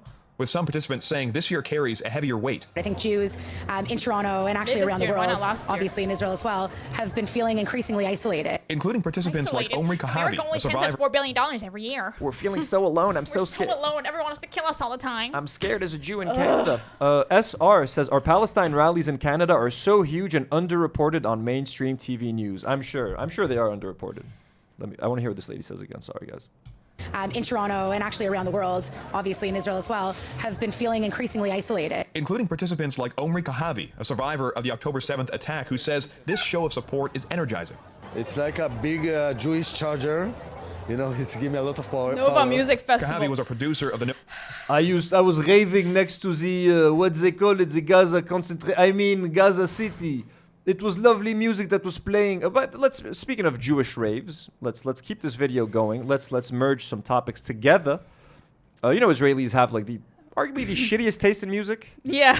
In the world. Shai Lavi says it's right-wing parade because they lost the election. Oh yeah, that's true. They did lose the election. Parade. Okay. Here is a video of IDF soldiers in Israel listening to some shitty techno music because that's all they listen to because they have no culture.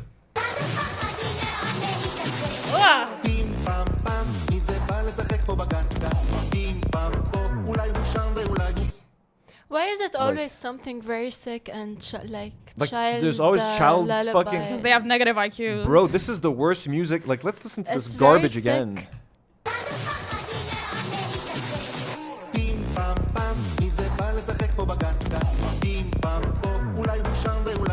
And it probably means something like bomb all children, let's kill every child. Bing bang bong, let's murder every woman. Like that's literally what they fucking listen to all the time. Like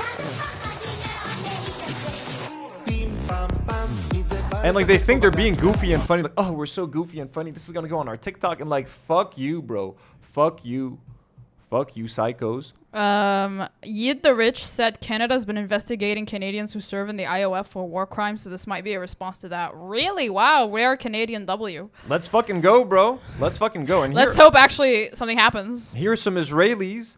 So this is as Israel and the West starve 1 million children to death in Gaza. They make some barbecue for themselves and their IOF next to the extermination camp, Western Virtue 2025. So these are Israelis doing like a barbecue to feed the IDF as they genocide Palestinians right outside of Gaza. Bing bang bong, shing-ling ling ling, bing bing bong. Oh my god, I've seen this. Yeah. It's making me hungry though. Bing bang bong, shing-ling ling ling, fing-ling long. And like they're trying to appropriate, leave the watermelons alone, bro. That's it. The world knows that watermelons are Palestinians. Israelis should not be allowed to fucking eat watermelons, bro. Straight up. They'll probably get, oh, this watermelon is anti-Semitic. This man, Anthony's anti-Semitic. He said Israelis shouldn't have, well here, you don't know what's anti-Semitic, so we're going to have to listen to this one more time. One more time, just in case you forgot this track. In case you forgot the track, I want you to be haunted by this in your dreams.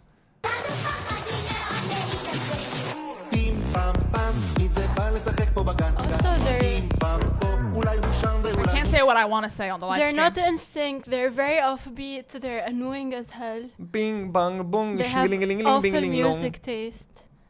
Horrible. Shing-a-ling-a-ling-ling long, bing-a-ling-a-ling-ling, fing-a-ling long.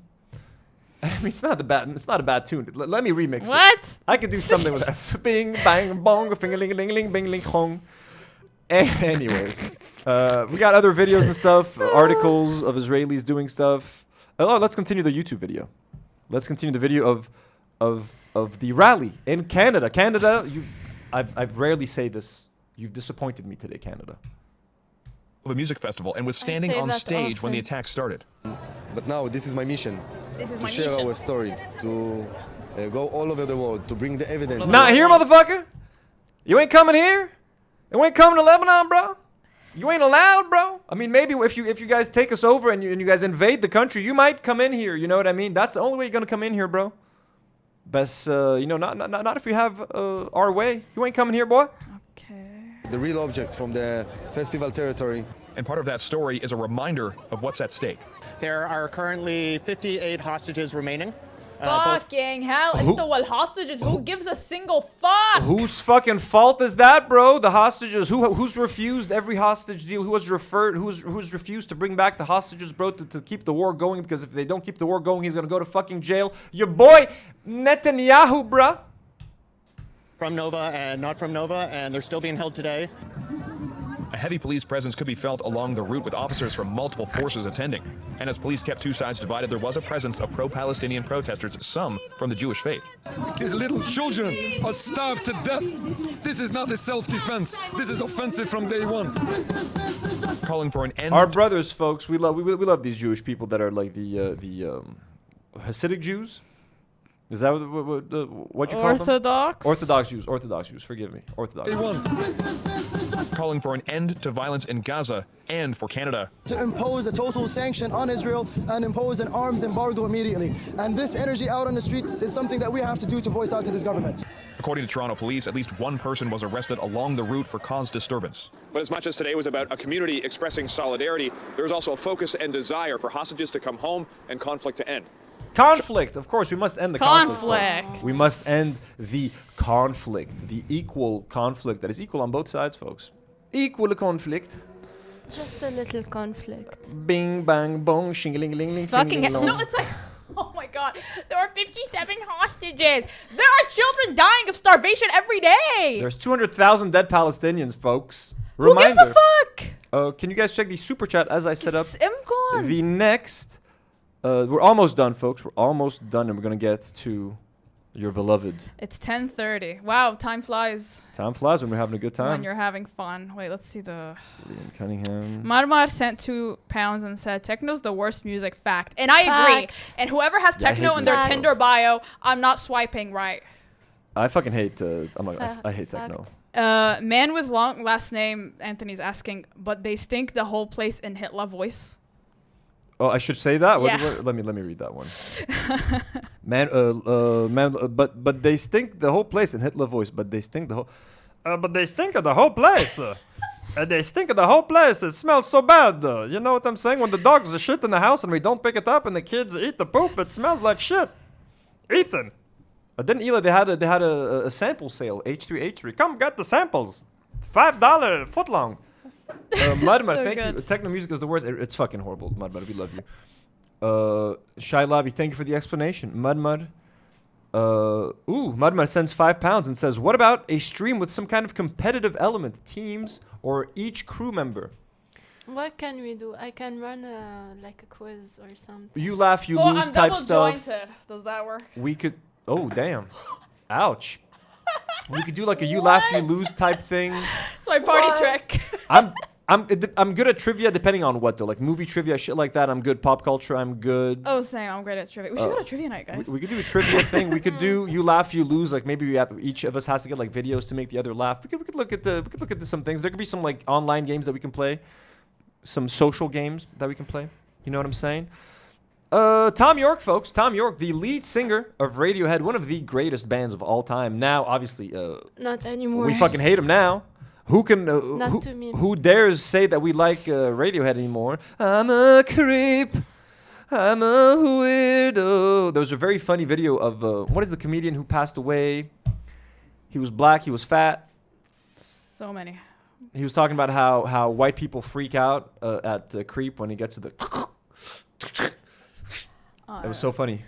I forgot what his name is. Right, comedian creep Radiohead, white people, and it'll come up. So here is so Thom Yorke. What's his name? Patrice O'Neill. Patrice O'Neill. Look up Patrice O'Neill. Yeah, someone H3 got it. Do you want the link? Everyone's got it. You guys want to watch the Patrice O'Neill thing real quick? Let's watch the Patrice O'Neill clip. Let's watch it. I'll get it. I'll get it. Here.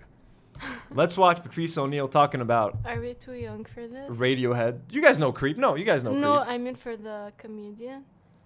He died a few years ago. Patrice O'Neill. No, we know Creep. Radiohead. Now it's a bit long. I used to be a fan of Radiohead, but not anymore. I feel like I like Radiohead. I feel like their How do you feel music- now, loser? Remember when you was prime? It's the No Name Show. Sorry, go on. Nour. I feel like Radiohead's music, like I used to like it a lot, but now I feel like I don't like it that much to like still listen to them.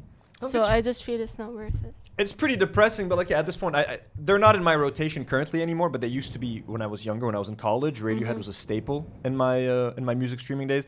Here's just Patrice O'Neal quickly talking about Creep and what it means to white people. O'Neal ripping it up in studios at Cobb's all weekend. Make sure you go support him. Patrice, you got a lot of stuff going on. Out of the room music. No, we're still doing the radio show. Well, my show is This seems a bit long. Maybe there's a shorter clip of it here. Yeah, 2 minutes. Let's watch this one. how important Neil Young is as a artist to white people, and how important the song "Creep" is. Oh my God! Don't you say anything bad about that. The magic of this song "Creep." It's when I heard it, I'm like, oh, it's a good song. And then I seen videos, and it's mesmerizing to white people. They start floating. I'm a creep. I'm a loser. There we go, dude.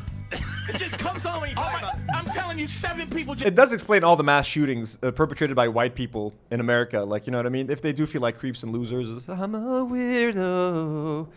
I'm gonna shoot up this mall. I don't belong here. Crashed into the bay just now.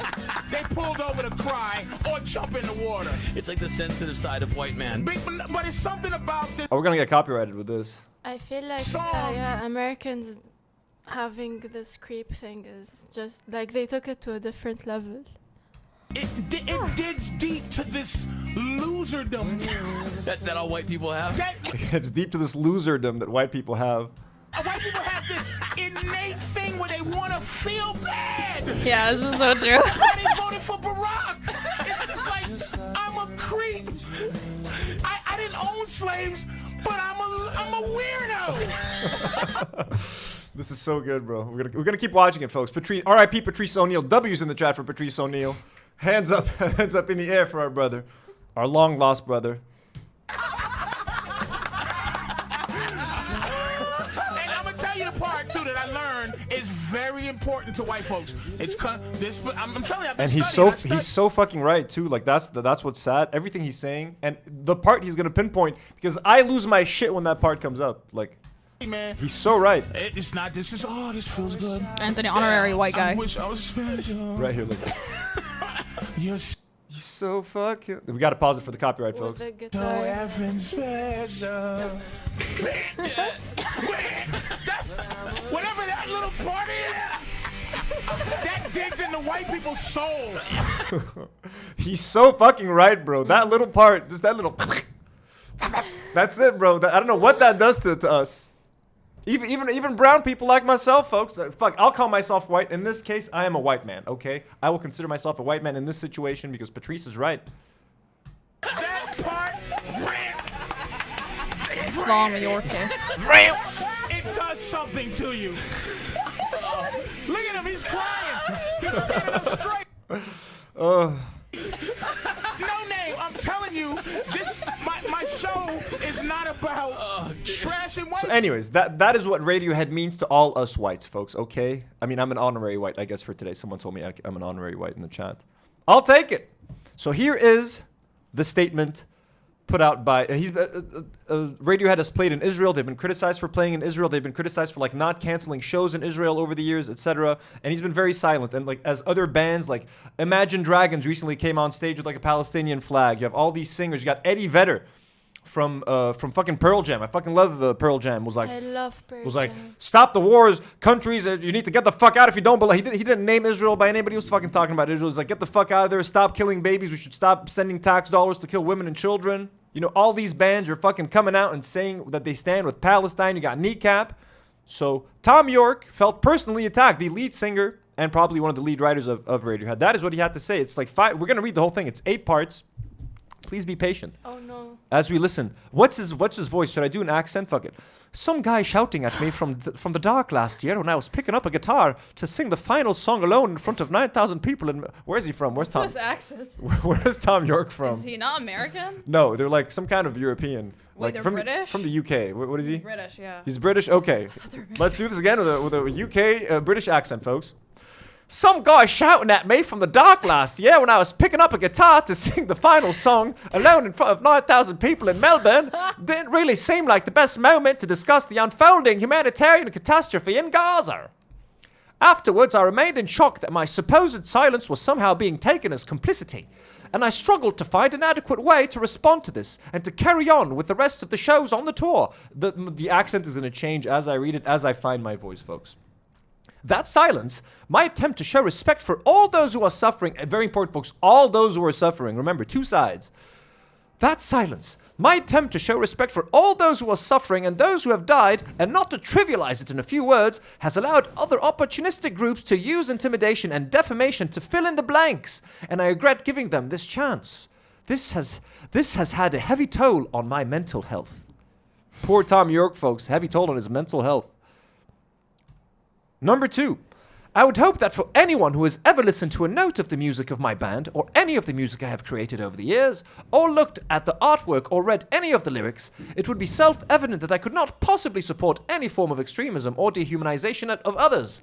All I see in a lifetime's worth of work with my fellow musicians and artists is a pushing against such things, trying to create work that goes beyond what it means to be controlled, coerced, threatened, to suffer, to be intimidated, and instead to encourage critical thinking beyond borders, the commonality of love and experience and free creative expression. I sound like Bane now. The accent's totally changed. I think I sound like Bane. Sounds naff, but true. Do you guys like Bane from Batman? I'll be right back. Oh no. Oh no, he's busting it out. Guys. Thom Yorke. What does he write his name like this? Yorke. Thom Yorke. Write it normally. I gotta test It out. feels totally right for Radiohead lead. Yeah, true. I'm gonna try this in a Bane voice. Bane, can you hear me? Oh, Batman, I am Bane. Yeah, I hear you. Bane, I hope not you guys. I hope the audience hears me. All right, I'm Bane. For others, let me fill in the blanks now, so we're nice and clear. I think Netanyahu and his crew of extremists are totally out of control and need to be stopped, Batman. And that of the international... Now to relax. And that of the international community should put all the pressure it can on them to cease. Their excuse of self-defense has long since worn thin and has been replaced by a transparent desire to take control. Take control of your city. Gotham, take control of your city. So there's a transparent desire to take control of Gaza and the West Bank permanently. I believe this ultra-nationalist administration has hidden itself behind a terrified and grieving people and used them to deflect any criticism, using that fear and grief to further their ultra-nationalist agenda with terrible consequences, as we now see with the horrific blockade of aid into Gaza. I was born in Gaza, Batman. I was born in it, molded by it. I merely discovered the light and it was blinding. I can't remember everything. Are they liking the chat, liking the Bane voice? Yeah, they love it. Okay, let's continue. But don't forget to breathe because it's 8 slides long. Like breathe out of the cup. Oh yeah, I need to breathe. Sorry. I'm surprised we haven't lost anyone. While our lives tick along, as normal, these endless thousands of innocent human souls are still being expelled from the earth. And for what, Batman? At the same time, the unquestioning free Palestine refrain that surrounds us all does not answer the simple question of why the hostages have not been returned. So Thom Yorke, that's fucking rich. Why have the hostages not been returned yet? Why have the barbaric savages over in Gaza not returned? They've tried. Israel refuses. Netanyahu refuses. Yoav Gallant refuses. They do not want to negotiate with Hamas, bro. Why did Hamas choose the truly horrific acts of October the 7th? The answer seems obvious, and I believe Hamas chooses to hide behind the suffering of its people, an equally cynical fashion for their own purposes. Idiot. Loser. Ooh. Market fresh strawberries. I also think there is a further and extremely important point to make. Social media witch hunts, nothing new, on either side pressurizing artists and whoever they feel like that week to make statements, etc. do very little except heighten the tension, fear, and oversimplification of what are complex problems that merit proper face-to-face debate by people who genuinely wish the killing to stop and an understanding to be found. This kind of deliberate polarization does not serve our fellow human beings and perpetuates a constant us and them mentality. It destroys hope and maintains a sense of isolation, the very things that extremists such as myself use to maintain their position. We facilitate their hiding in plain sight if we assume that the extremists and the people they claim to represent are one and the same, indivisible. Sorry, this is a bit long. Yeah. If our world is ever able to move on from these dark times and find peace, it will only be when we rediscover what we share in common, and that the extremists are sent back to sit in the darkness. The darkness. I'm sorry. I was born in it. I was born in the darkness, molded by it. I never saw the light until I was already a man, and by then it was nothing to me but blinding. Sorry, I used to really like The Dark Knight Rises, folks. Underrated film in the trilogy. I gotta say, Bane, although the voice was weird, it's always haunted me. You know what I mean? Anyways, yeah, we started Darkness from whence they came. Two more, folks. Two more. We're almost done. People are still watching, weirdly enough. The people love your impressions. I sympathize completely with the desire to do something when we are witnessing such horrific suffering on our devices every day. It completely makes sense, but I now think it is a dangerous illusion to believe reposting or 1 or 2 line messages are meaningful, especially if it is to condemn your fellow human beings. Loser. There are unintended consequences. It is shouting from the darkness. It is not looking people in the eye when you speak. It is making dangerous assumptions. It is not debate, and it is not critical thinking. I'm sorry, bro. It is not critical thinking when you still ask, why hasn't Gaza returned all the hostages? Because you're literally saying, well, that's why they deserve to be fucking bombed. You're making it into a two-sides thing. Well, what about October the 7th? Well, what about the Nakba in 1948, Thom Yorke? What do you have to say about that? Importantly, it is open to online manipulation of all kinds, both mechanistic and political. Sorry, one more, folks. What is the alternative? I can't answer that easily. I do know in communities around the globe, the subject is now dangerously toxic and we are in uncharted waters. We need to turn back. I am sure that to this point, what I have written here will in no way satisfy those who choose to target myself or those I work with. They will spend time picking holes and looking for reasons to continue. We are an opportunity not to be missed, no doubt, and by either side. I have written this in the simple hope that I can join with the many millions of others praying for the suffering, isolation, and death to stop. The isolation of who? Israelis? Is he really talking about the isolation of Israelis? Praying that we can collectively regain our humanity and dignity and our ability to reach understanding that one day soon this darkness will have That one day soon, this darkness will have passed. Thom Yorke, folks. Thom Yorke. So, very wishy-washy. Thank you, Nour. Thank you. Very wishy-washy, very fence-sitting, very both sides way to look at things. He's completely ignoring the pain of Palestinians and focusing in on, like, well, what about both, folks? What about the Israelis? They feel isolated. What about Ethan Klein in LA? What about Thom Yorke? What about me? I was doing a concert, then someone yelled at me from the dark and made me feel bad because I didn't use my platform. So, I mean, embarrassing stuff from Thom Yorke, but at this point, I've learned not to expect any better from any celebrity, to be honest with you guys. Like, to think that they were ever going to say or do the right thing is kind of ridiculous. Anyways, just a quick hopeless message from Bizan, folks, our lovely Bizan the Dreamer, who is still in Gaza. This was on her Instagram stories. Hi, everyone. From now on, I will unfollow every Arab, Palestinian, Muslim, Christian, whoever they are, who celebrates any season, any holiday, or any occasion, who posts about food, makeup, clothes, visits. Forgive me, but I am unable to see your posts and your luxurious and empty lives at the same time. We may live in different worlds, and this step may be late, but neither me nor my people are able to see your food and your lives and not curse you and hate you, so that we do not see you as insignificant and ignorant. I am going to unfollow you and not see your Honolulu life. Until if we survive the genocide and build our lives and settle down and have fun. Forgive me, but I am unable. Sorry, the cat stick. Cat Magnus. Cat Madness. Sorry. Crazy Maki. Nata, relax. Nata's going crazy over here. Not the connections to the cameras, Nata. Crazy cats. Sweet little Natuti. Continuing in Bizan. I'm going to. Did you hear her? Oh, did she meow? Yeah. I think like right into the mic. Sweet little Nata. I'm going to unfollow you and not see your Honolulu life until we survive the genocide and build our lives and settle down and have fun like you. Just then, I will follow you again. And this is the least thing I can do for my family and my people. So it's kind of heartbreaking. And to be honest with you, like I'm probably one of the people. I mean, I try not to post any of my food. I don't post shit. I don't post shit about my personal life or the fun that I'm having.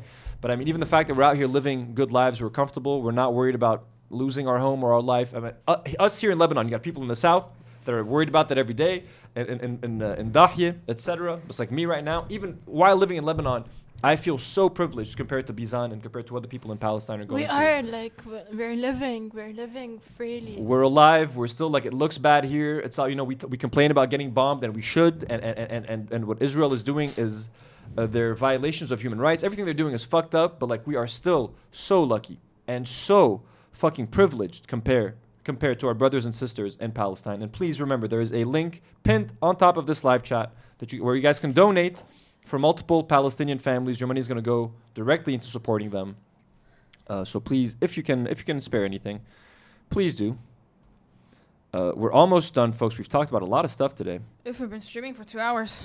Already? Cool. We're almost done. It's 10:48 p.m. We're done with Thom Yorke. There's a quick Leon Cunningham video.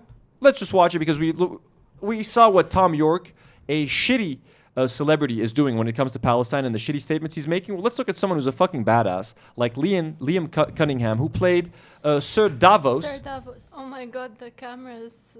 The cameras are shaking. The cats are playing with the cameras, folks. Sir Davos from Game of... Did she move it? Oh, no, it's okay. It's okay. Are you sure? Yeah. Here is Sir Davos from Game of Thrones, folks. He's on the boat. He's on the ship with Greta right now, right? He's on the same... Are they on the same boat? Yeah, they're on the Madeleine. They're on the Freedom Flotilla. The Freedom Flotilla. They're headed to Gaza, folks.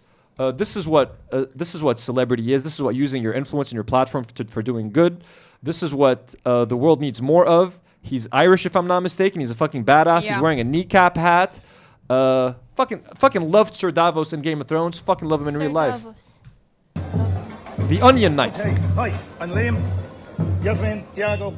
If you look in the background, beautiful boat. These beautiful people are going to be going to break the siege in Gaza. These are our coordinators, and if I may use it, they won't use the word our heroes. Please, tell them why you're here. Hi, my name is Yasmin. By the way, a lot of the Game of Thrones cast are fucking based when it comes to Palestine. A lot of them. The guy who played Tywin Lannister, I think there was like a poem that a lot of them were reading, and like the Game of Thrones cast has been based. Any celebrity, honestly, that speaks out is at this point, we're desperate, but we need whatever we can get. Germany. I'm a German citizen, and I feel it's my duty to be here because Germany is the second largest weapon supplier to this genocide. For 19 months, they have been supplying weapons over weapons. They have not stopped aiding and abetting the genocide.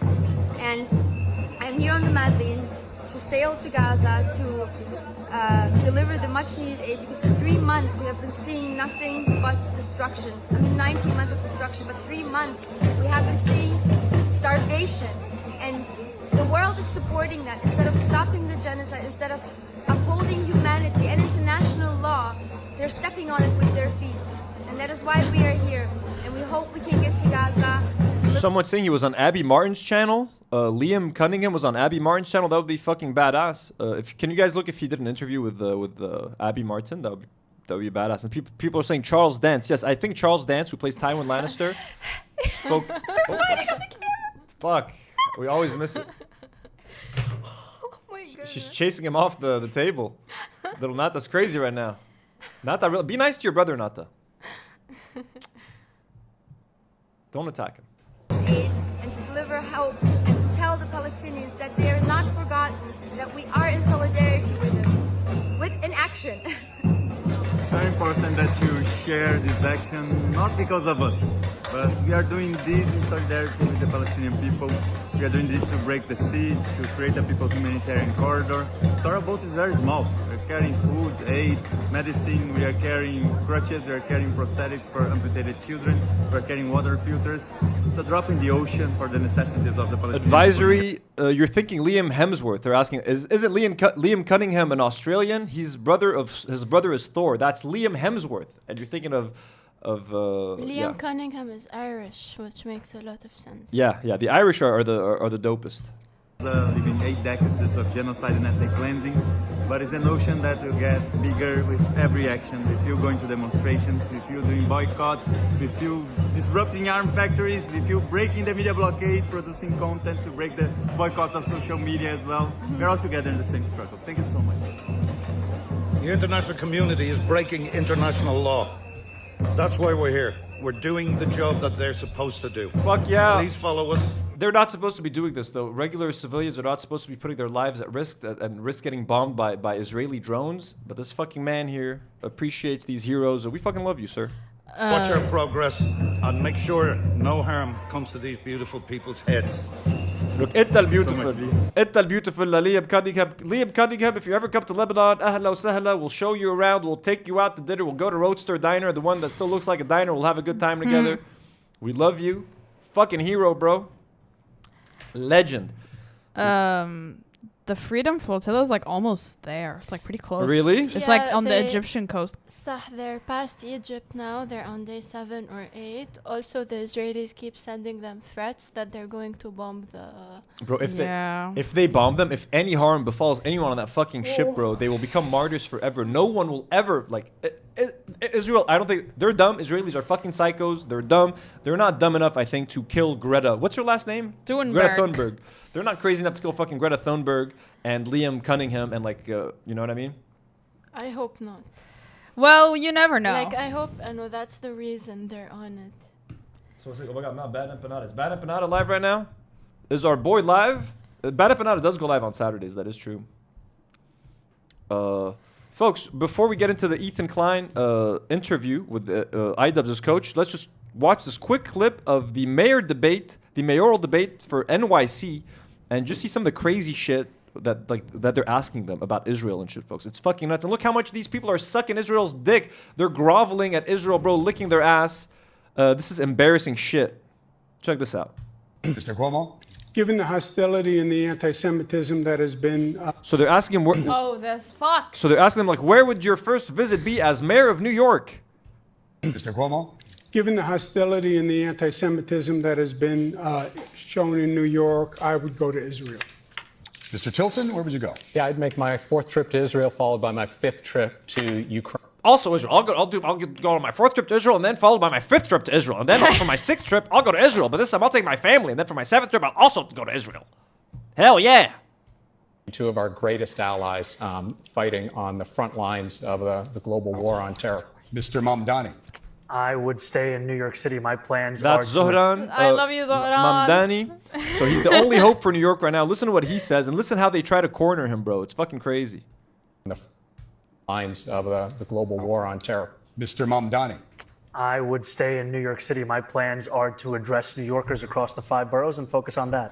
Mr. Mamdani, can I just jump in? Would you visit Israel as mayor? I will be doing, as the mayor, I'll be standing up for Jewish New Yorkers and I'll be meeting them. He just told you, no, lady, I'm going to fucking stay in New York and take care of my constituents in New York. There ain't no reason for him to go to fucking Israel. Wherever they are across the 5 boroughs, whether that's in their synagogues and temples or at their homes or at the subway platform, because ultimately we need to focus on delivering on their concerns. And just yes or no, do you believe in a Jewish state of Israel? I believe Israel has the right to exist. Not as a Jewish state? As a state with equal rights. Yeah, baby, that's the difference. That's the difference. It has the right to exist. We're cool with Israel as long as they give everyone their equal rights. What? As long as they give Palestinians equal rights. We're not cool with Israel, folks. But, like, you know what I mean? As long as Palestinians have a right to walk around Israel, and if we can call it Palestine instead of Israel, and Palestinians can move in and live right next to an Israeli, if Palestinian kids can go to schools with Israeli kids, if they can eat in Israeli restaurants and eat all that delicious Israeli food like hummus, falafel, shawarma, all those Israeli staples, folks. Mhallabiya, all that stuff that they've invented over there. Escalope and schnitzels. Only then, will we be okay with it? When people say Israel cannot exist, we mean Israel can't exist the way it currently exists as a Jewish ethno-state where one religious group is above everyone else in the country. That is fucked up. That is immoral. That is discrimination. He Not won't as say a it Jewish has a state. right to exist as a Jewish state. Be very And clear his on answer was no, he won't visit Israel. I said that. That's what he was like- trying.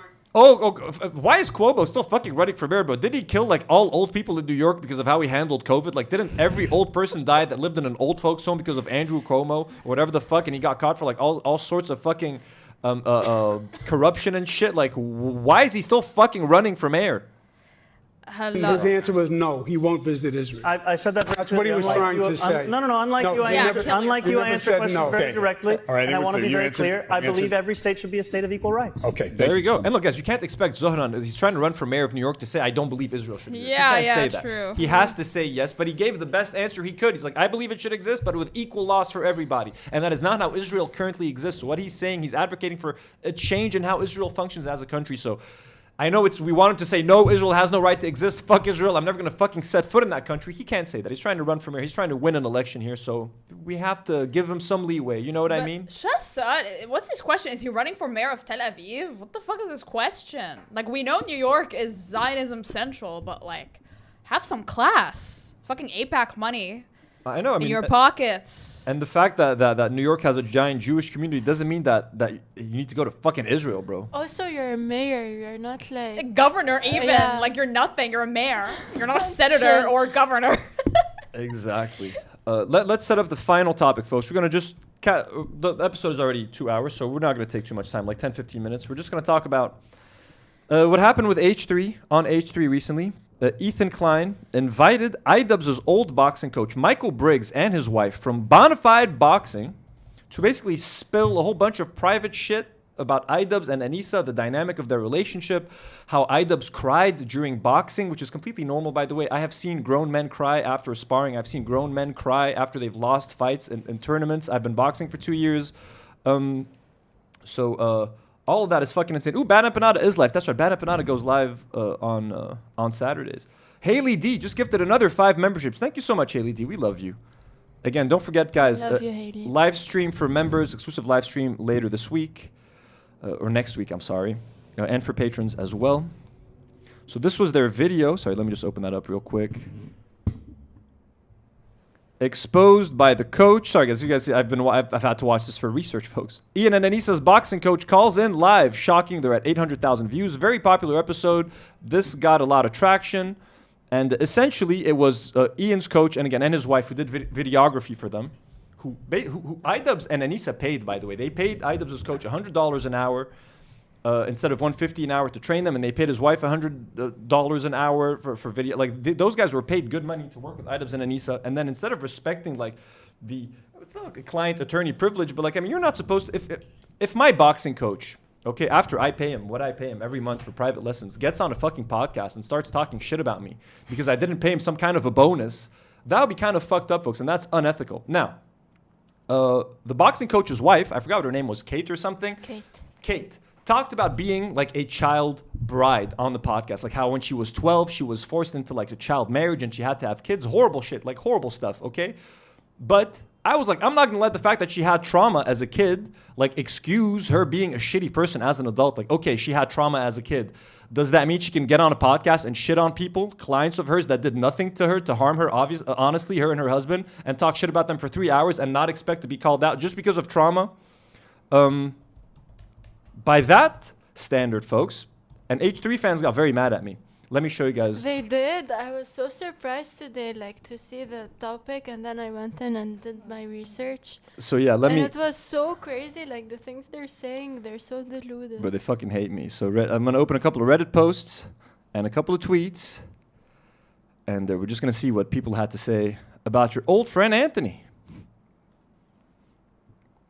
So. This is on the H3H3 official subreddit, which is basically a snarks, the biggest snark subreddit on Reddit. So they're like, Millhouse already coping. They're calling it cope, and they're saying, this was my tweet. I said, I'll be reacting to the H3 Idubbbz shit show tomorrow. Seems kind of clear this coach and his wife are upset they didn't get enough clout, so they want to make up for it now, plus sell merch, which is honestly very true. They said it themselves. They're like, we didn't get, Ian never gave us any clout. The most clout we ever got was being on the H3 podcast, so now we're back. And they started plugging their website. They started telling people to buy t-shirts, to buy mugs, to buy hoodies. It was basically just a plug and an ad for their boxing business. So the H3 community thinks Millhouse is already coping. And then if you scroll down a little bit, this comment made me laugh so fucking hard. Doesn't he have a political podcast? Why would he care about boxing? For real, there's literal genocide going on. Okay, first of all, you fucking idiots. You fucking idiots. Look at my set. Does this look like a political fucking podcast? I have a fucking Pokeball over there.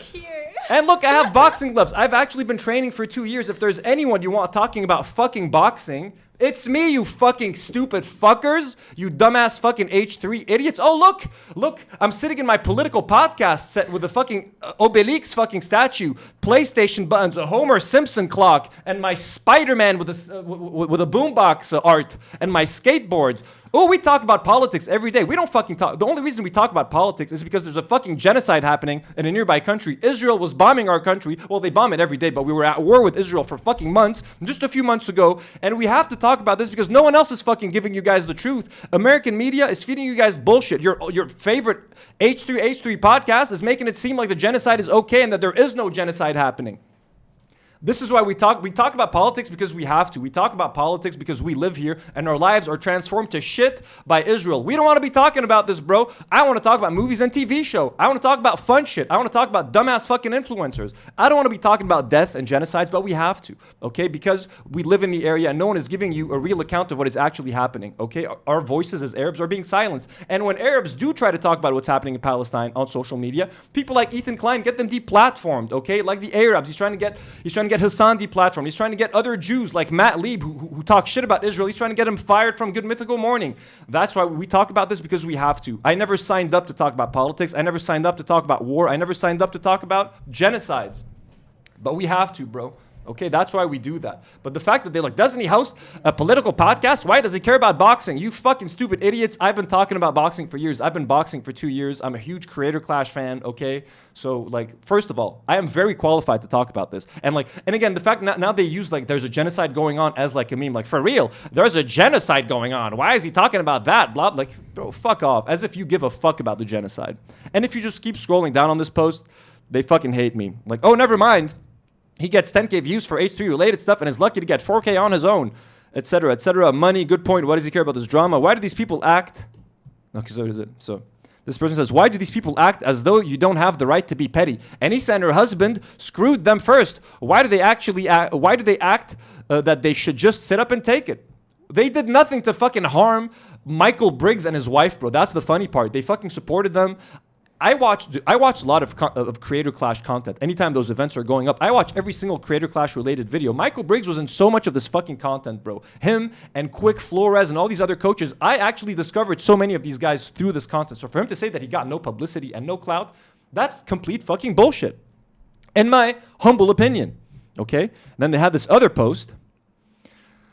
Right here. Millhouse of the Do Not Worry podcast. And friends of Anissa, Frogan, and Denims. By the way, I've met Frogan. Frogan is a friend. I've never met Anissa. I've never met Denims. I've spoken to them on Twitter for like a second. Millhouse of the Do Not Worry podcast and friends of Anissa, Frogan, and Denims completely shits on Kate's child bride trauma and advocacy. Let's hear what I said, which drove the H3 fans furious. Even though it had been 15 years since I escaped, I learned that there was a House bill in Washington State trying to pass House Bill 1455 to end child marriage. And so when I learned of this bill, I thought to myself, even though it had been 15 years since I escaped my prison, like this is a chance for me to come forward and tell my story. I sent, so Michael and I went to Olympia in Washington. We met with politicians. We lobbied to support the bill. Sorry, no. I mean, look, obviously sympathy for child brides, but like, if you're going to grow up to become an adult bitch. So yeah, I didn't like. So I said, you're going to grow up to be an adult. One more time, if you guys missed it. No, I mean, look, obviously sympathy for child brides, but like, if you're going to grow up to become an adult bitch. that was good. So I shouldn't have used the term the B word, okay, for any woman, and I apologize for that. That was probably uncalled for, but I mean, look, she's a piece of shit, man. Okay, she's a piece of shit. Can I call her a piece of shit? Okay, again, the people were not feeling it here. Also on Twitter, people went at me on Twitter, folks. Here's a tweet that says, all right, I'm done. I expect the same talking points from Hassan and Co, to be honest. Let's see what I said in this clip. She's been through some shit, so... Story later. So apparently this lady was like a child bride. She's been through some shit, so... Oh, sorry, you guys can't see. Let me... The zoom in. Yeah, her fucking face, bro. She's so happy. That's the thing, too. Like, I can't feel bad for her, bro. She was so pleased with herself, making fun of Ian and Anissa, making fun of them crying, like, bringing up that they were crying fucking unsolicited, bro. She just wanted to make them look as bad as possible. So I had no sympathy for this lady, bro. Story later. So apparently this lady was like a child bride. She's been through some shit. So obviously, she has like her own like a non-profit charity to help save other child brides. Good on her, okay? But that doesn't mean she's a good person. You are a shitty person, ma'am. I don't give a fuck what you've been through in your life. You are still a fucking horrible person. And we are not going to listen to the section where she talks about her fucking charity. Okay, talks about childhood surviving child marriage. You know what? Maybe if you weren't such a piece of shit, I would have listened to you and given a shit about your story later. So apparently this lady was like a child. People just went on. People are going fucking crazy on Twitter, but like if you scroll down, some of the replies, like it's starting to fall on the B team to do damage control and it's not going well. Bro really said if you weren't such a piece of shit, I would care about kids. Bro, I didn't say I would care about child. Obviously, I don't want kids to be child brides, but I don't for like if someone has had fucking trauma. Okay, for example, you want to talk about trauma? You guys want to talk about trauma? Let's have some fun. That's one more tweet. Oh, so this person here. Cactus sends Hassan Orbiter calls child bride survivor a bitch and a piece of shit for not liking Anissa and her husband.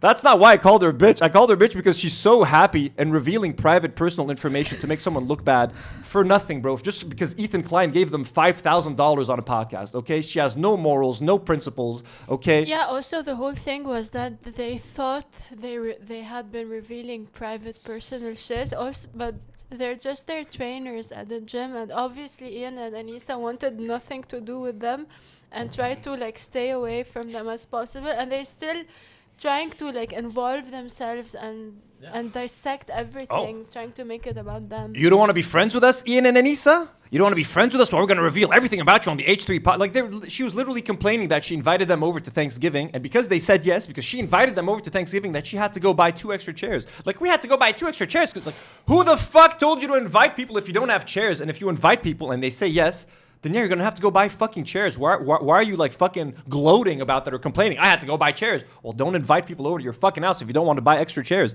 So this person here, Hassan Orbiter calls child bride survivor a bitch. Let's see what I said in this clip. An adult bitch. Sorry about that. Ooh, sorry about that. That was fucked up. Sorry about that. You know, but you went from child bride to adult. Piece of shit. So fuck you and your story. Let's listen to 2 more. An adult bitch. Why did they make you look based? I know, right? No, some people are like, yo, bro, I followed you on Twitter after this clip. I'm like, thank you. So, Gato Fumador, who's a huge Ethan Klein hater. Fun follow on Twitter. They post our clips all the time. Oh, yeah, they're great. They say, Lamau, to be fair, she does have absolutely atrocious vibes. Also, aren't you a fanatical sweeper for industrial scale sex criminal Epstein? Stop pretending like you care about victims, you psycho.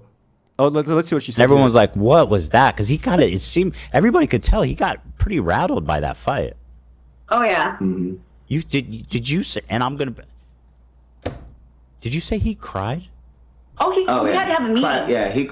So after that, he was crying. She's so happy. Oh, we had to have a meeting. Oh, he cried after he lost. Bro, she's a fucking horrible person. And now on the point, Anthony, she's had the trauma. So people like his room looks like he's from a certain demographic. Oh, you think so? So Loopy, who's probably an H3 fan, you know why my room looks like a certain demographic? He thinks my room looks childish. My room is inspired by fucking Teddy Fresh decorations. Your daddy Ethan and mommy Ela Klein make clothes for toddlers, bro. So you're making fun of my room? Go make fun of Teddy Fresh, bro. At least be consistent. If you like Teddy Fresh, you better fucking like this fucking set. Idiot.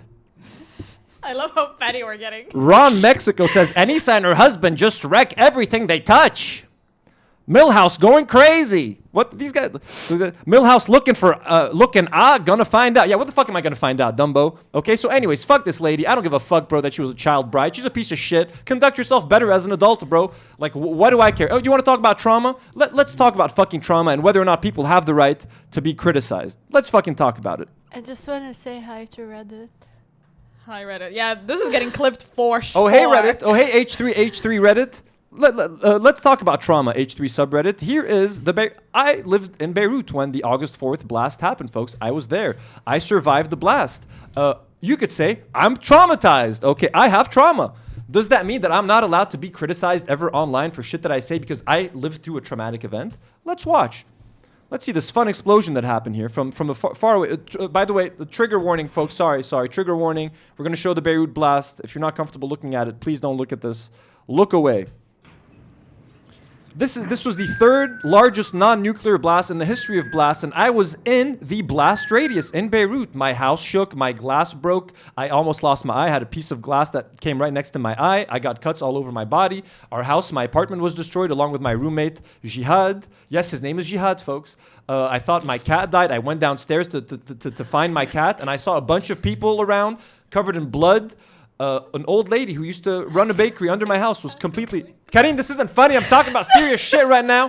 Okay, his name is Jihad. His name is Jihad, by the way. I've seen people covered in blood. I've seen shit that you've never dreamt of seeing, Ethan Klein, or any of you fucking H3 Reddit fucking idiots. Okay, so don't fucking come talk to me about trauma and overcoming trauma. I get criticized all the fucking time, and I don't give a fuck. I'm allowed to be criticized, folks. So is fucking everyone, okay? Let's watch some more of my trauma. Let's have some fun. This is a shitty angle. I'm not gonna lie. This is a shitty angle of the explosion. Let's see some more traumatic angles. Again, folks. Trigger warnings. But it didn't go off yet in that video. Oh, it didn't? No. But it's a bad angle. It's a bad angle. Oh, no. I don't know. Let's find the best angle to show you guys all this 4K footage. That's what we need. But lower the voice, so... Bruh. Again, trigger warning.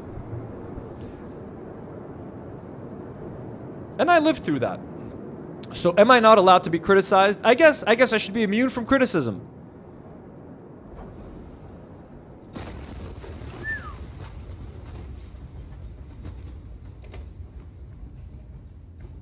So many people I know were traumatized by this event. Oh my god, I just relived it, Anthony. I'm sorry, close your eyes. Don't watch. Nah, it's fine.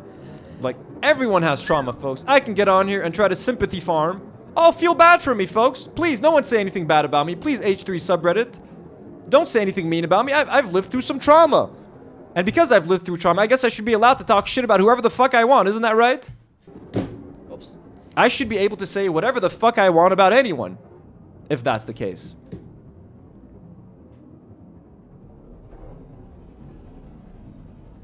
By the way, almost 300 people died because of this blast. How many firefighters died? They sent firefighters to try to turn off the flames. They all... I mean, all of them who went died. They were all evaporated within a second. They melted. The city of Beirut was completely destroyed. We don't need to watch this anymore. But I mean, I'm just saying. Trauma comes in all shapes and sizes. We all have experienced trauma. It does not give me an excuse to be a fucking asshole and to reveal personal shit about other people online, making fun of them for crying, making fun of their relationship dynamics, all for some extra exposure, all to get your husband some more people to sign up to his fucking boxing academy. Like, I'm sorry, but that's fucking horrible. And let's see just what the H3 podcast had to say about their interview and how fucking proud they are about their interview. You know? FT Jan generously sends $5 and says, in America, if you're not white or straight, you're political. That's true, right? They accuse Frogan of being political just for wearing a hijab. Haley D, our queen, sends $5 and says, do you know what is more sad than you caring about this drama? Caring about you caring about it. Well, Haley, if you guys didn't care about me caring about this, then it would be extra sad because I'd be doing it alone. Nuxalto sends $2 and says, petition to call H3 fans foot fungi from now on. Well, that's what we do. We should call them that. That's what we do try to call them here. Let's just see what Ethan and Ela had to say about their interview and how happy they are. And how, they don't think they did anything wrong. Maybe I know you're trying to support me right now, but sometimes, like Ian said, you try to help somebody and you just make it worse. But Ethan is the example. Would have to crash and burn and get hurt in a very life-changing way. Of course, I'm not even touching on the fact that our last episode, today's Friday, so it's Wednesday's episode, right? Yeah. was absolutely fucking nuclear. I don't think anyone has been disgraced, humiliated, embarrassed as hard as Ian and Anissa were on Wednesday. I truly am genuinely the happiest I've ever been. You sure you are? Well, Historic. and by the way, Anissa, who loves running her mouth on the internet, has been real He's quiet. so annoying. Zach is the and fucking the worst. sound bites are. The sound bites are basically all about just being Jewish or anti-Semitic. People saying the word Jew or Jewish and trying to make people sound anti-Semitic. Nola Magnolia just gifted 1 Do Not Worry membership. Thank you so much, Nola. We love you. And we're almost done with the stream, guys. We're just going to see a little bit of what Ethan had to say about this, and then we're going to let you all go. And they once famously said, not that, what they once famously said about silence means something. Oh, that was Ela, bro. Did you hear Ela? She said, "Our silence means something." Oh my God, bro. Was she making fun? She's making fun of them, bro. Let's hear that again, folks, and let's relish this. What they once famously said about Silence means something. I wish the camera was on her. Why wasn't the camera on her? Oh my God, no. That sounded so fucked up. Let's listen to it at normal speed. Our silence means something. Oh, that should be a fucking soundbite. Once famously said about Silence means something. Oh, that sounds so good. So bad, but so good. One more time, folks. Our silence means something. Oh, I fucking hate her so much. What they once famously said about Silence means something. No, why wasn't the camera on her, bro? What an injustice. What an injustice we've been done. Oh, sorry. They said They said a lot. They said our silence. Yeah, true. Fair enough. Oh, she's doing it again. They said our silence means something. Oh, that was Ian. Yeah. Oh, sorry. Yeah, I guess we're not. So now they're all playing and having fun. Ela, you see this? Yeah. Our silence means something. That was so Alfredo's bad. trying to have his way with Ducky. It's Alfredo o'clock. We're all having fun out He here. needs a good fucking ass whooping is what he needs. So we'll see. I mean, and by the way, you know, some people are even feeling bad. They're like, making geez, an impression Ian is frightening. Fucking imagine that voice coming out of the tattoo face. Horrifying shit, bro. Seriously, horror stuff. And by the way, you know, some people are even, please. Oh, we need. I wish I had the graphic. We need an edit of just the tattoo face with our silence means something. That would be so fucking good. feeling bad. They're like, geez, Ian seems to be in an abusive relationship. Oh, poor. I feel bad for everything because Ethan is so concerned about Ian's poor abusive relationship. Folks. He's in such an abusive. Ethan cares about the abusive relationship. seems miserable. My take is going to be this, here and forever on. This man looked into a camera. Numfo says maybe it was the tattoo. So maybe the tattoo is speaking. Has the tattoo come to life? Is the tattoo speaking out of turn? Edited the video. Ethan, feed me. Thought about it. I'm hungry, Ethan. Posted a video in which he said to me, the CPS call was warranted. Well, Ian, I have no mercy for you or anybody. I told y'all the rules changed when the CPS came, and I saw all these motherfuckers sweeping it up. So that's it. You guys heard that. Because Ian said that the CPS call might have been warranted, Ethan is going to make Idubbbz and Anissa's life a living hell, and he's now obsessing about them day in and day out, constantly sharing videos and updates on fucking Instagram. Ethan's life now, he's never forgotten Hassan, his first love. But now Hassan is a little bit kind of replaced by Idubbbz and Anissa. They're the fresh new toy for him to play with and to try to get monetization out of. You know what I mean? They're the target of the week, and there's a built-in audience. There's a whole industry for hating Idubbbz. Like now, I'm defending Idubbbz. There's no business. There's no industry for defending Idubbbz right now. You know what I mean? Everyone on the internet just loves piling on Idubbbz, and it's the easiest thing to do. You know what I mean? Like, oh, Anissa's controlling Idubbbz. Anissa's the devil. Idubbbz is a cuck. Idubbbz is a little bitch. Idubbbz has no personality. Blah blah blah. That's all anyone does, and they make their videos and they get their monetization. They make their money, and now it's all up to me, little old Anthony, who have to defend the people that no one wants to defend. It always comes down to me. Sitting here in Lebanon, you know what I mean? Ethan is shitting on Frogan.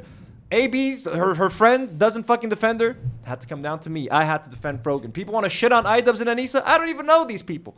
but I will fucking defend them, bro. I don't even know Hassan. Hassan doesn't know who the fuck I am. Now Hassan doesn't need me to defend him. Hassan can defend himself, but I will still defend Hassan. I will defend the defenseless folks. I will defend the people that need a voice. Everyone you mentioned can defend themselves. They so can, but like, clear, I mean, but- look, Idubbbz and Anissa, if I'm going to give them one piece of advice, if they do want to go down this war, and I said it in the stream, you got to be more aggressive. You've been way too nice. Either go like John Wick. You know when John Wick, his puppy died, he went into the room, he took the mallet, he destroyed the ground, dug out his crates full of weapons, took a shower, revealed his back tattoos and shit. We're like, oh my God, the Baba Yaga. Idubbbz has got to dig out the Baba Yaga.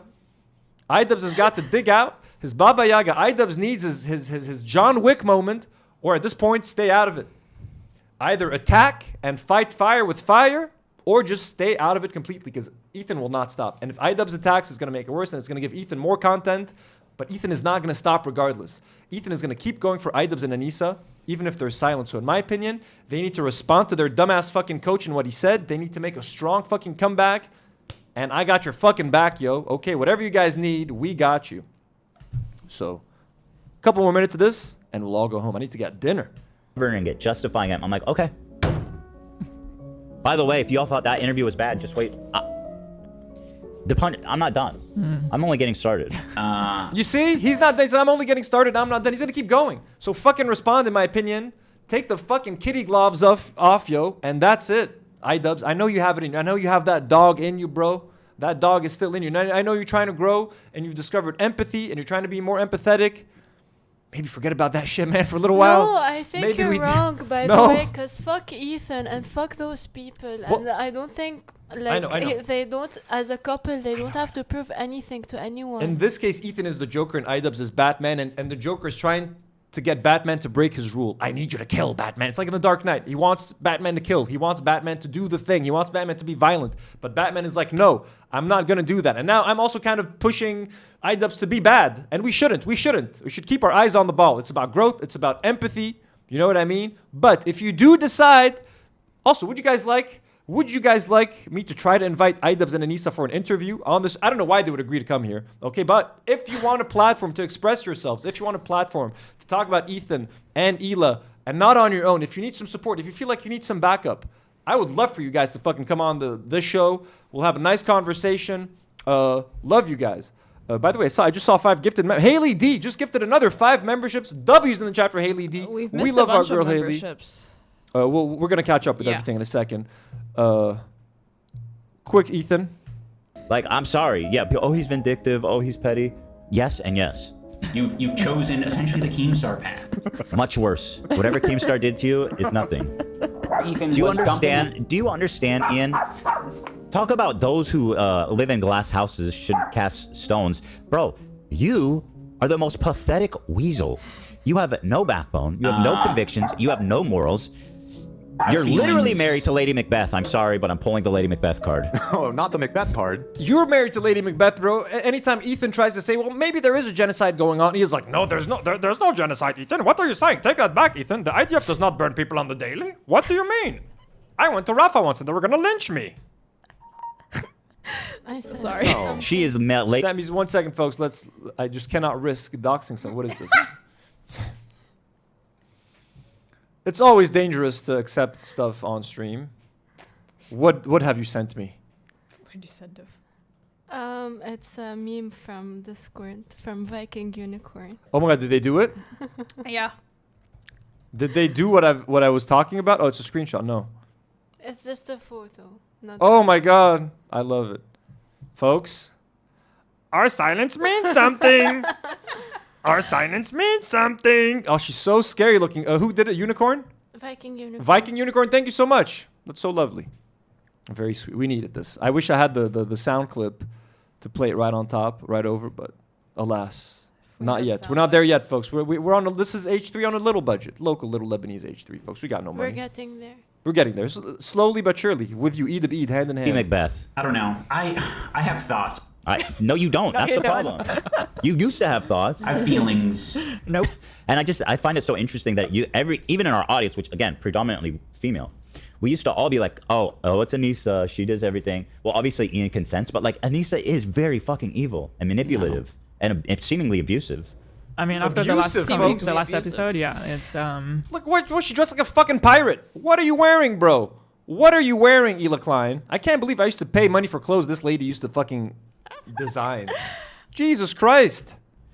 It's everything we ever suspected. The way worst. worse. Yeah, She looks like Billie Eilish. This is not what podcasts are.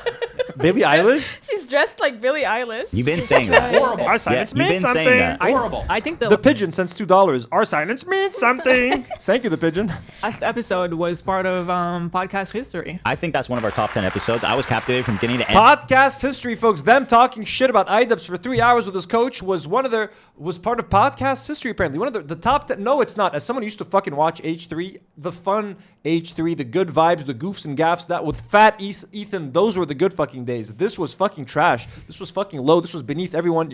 Nour's looking at her clock. We're almost done. Nour. Call your cabs. It's Get your 11:30. It's 11:30. We're having so much fun on this Saturday I night. wasn't though. It's okay. But it's all right. I'm tired too.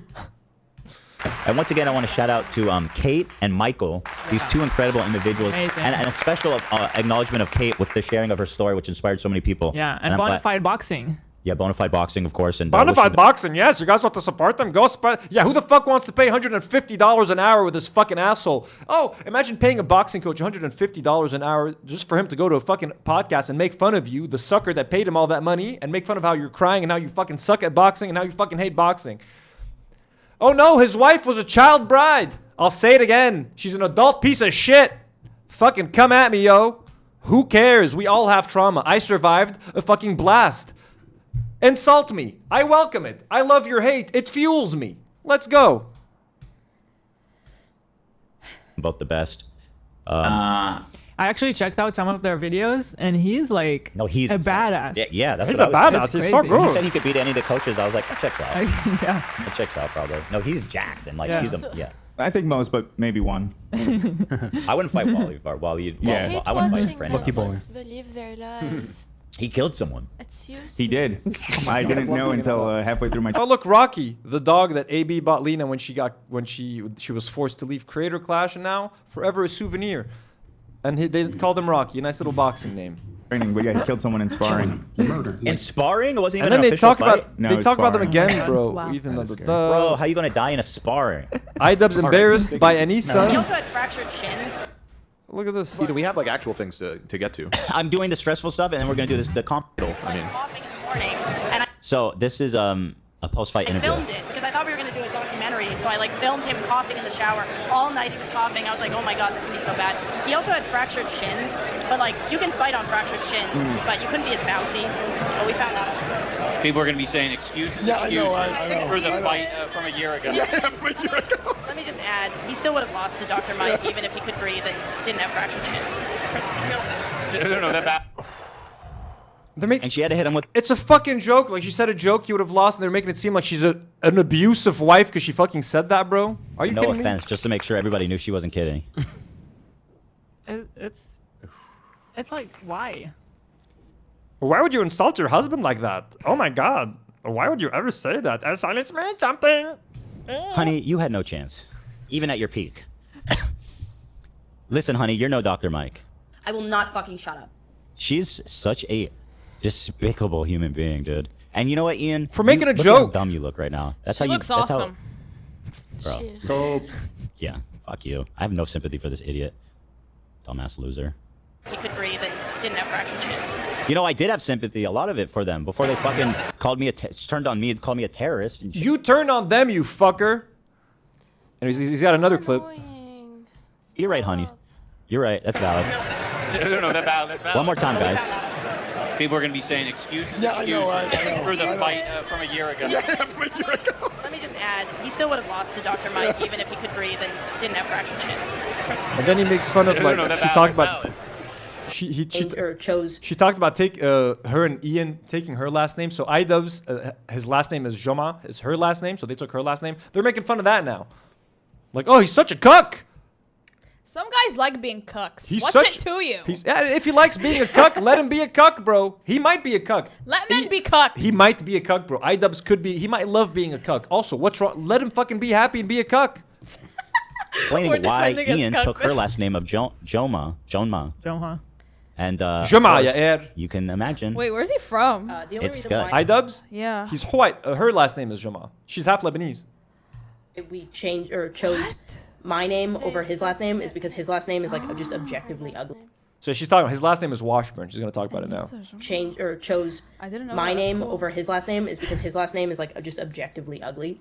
It's just like an ugly last name. Like Washburn sounds horrendous. Like Anissa Washburn definitely stormed the Capitol. That's how that went. But like I feel like She's saying it sounds white. rude. I think she's saying it sounds white. It doesn't sound that bad. I'll be fair. Like Washburn is a kind of cool last name, no?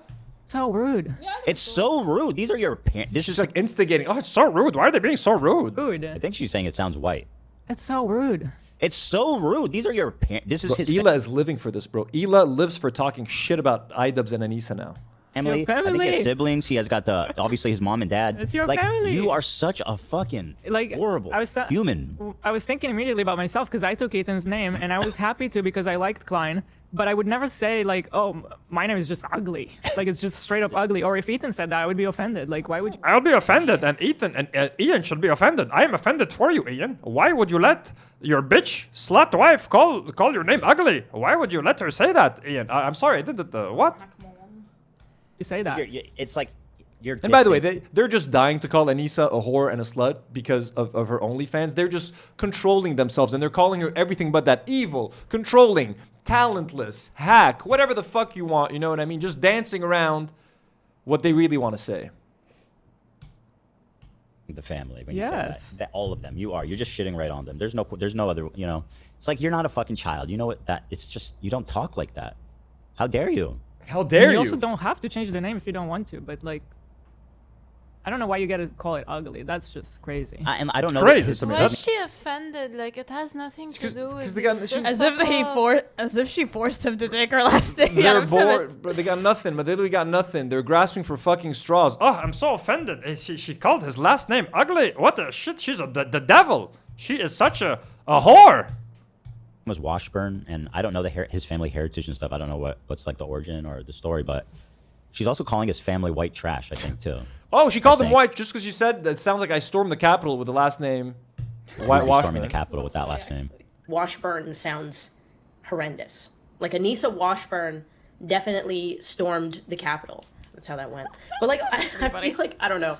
That's like to me Anissa Washburn sounds bad. Anyways, folks, I think that's enough for today. It's almost a 3-hour stream. We're so glad. I think we have a few super chats to catch up on.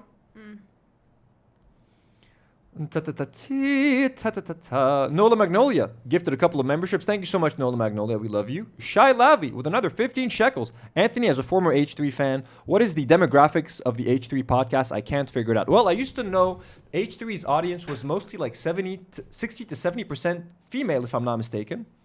And around the age of they probably have a similar audience to mine from like the 24 or like 20 to 34 age range. That used to be it. Now, I think they probably skew a lot more male with all of their new anti-Idubbbz, anti-Hassan, all that sort of shit. All the Destiny fans, all the Sam Hyde fans, all the Keemstar fans, all the Mutahar fans. That is the new demographic. They're probably attracting a lot more males now. You know what I mean? And a lot more like Reddit and 4chan users. Mac Lopez with $5. Thank you so much, Mac Lopez. Mostly for thanks, but watching a history video the other day, and they mentioned Sargon the Legendary, and I remembered you are the true heir, Antonio. Well, thank you, Mac Lopez. I am the descendant of Malik Kambar de Varda, the last known king of Assyria, technically. And I am descendant of King Sargon, folks, the great. My real last name is de Varda. I'm Anthony Sargon de Varda, but something happened when my family moved here and like the last name disappeared. My name is Anthony de Varda from Varda. Beautiful. The Pigeon. We read our silent means something. Thank you, The Pigeon. And Haley D just slammed us with another 5 gifted memberships. Thank you so much, Haley. We love you so much. Thank you for your generosity. Folks, if you'd like to support our small independent Lebanese YouTube channel, you can consider joining our Patreon. Check out the link. There's a bunch of tiers. There's tiers for $5, $8, $20, $50. You can become a YouTube member.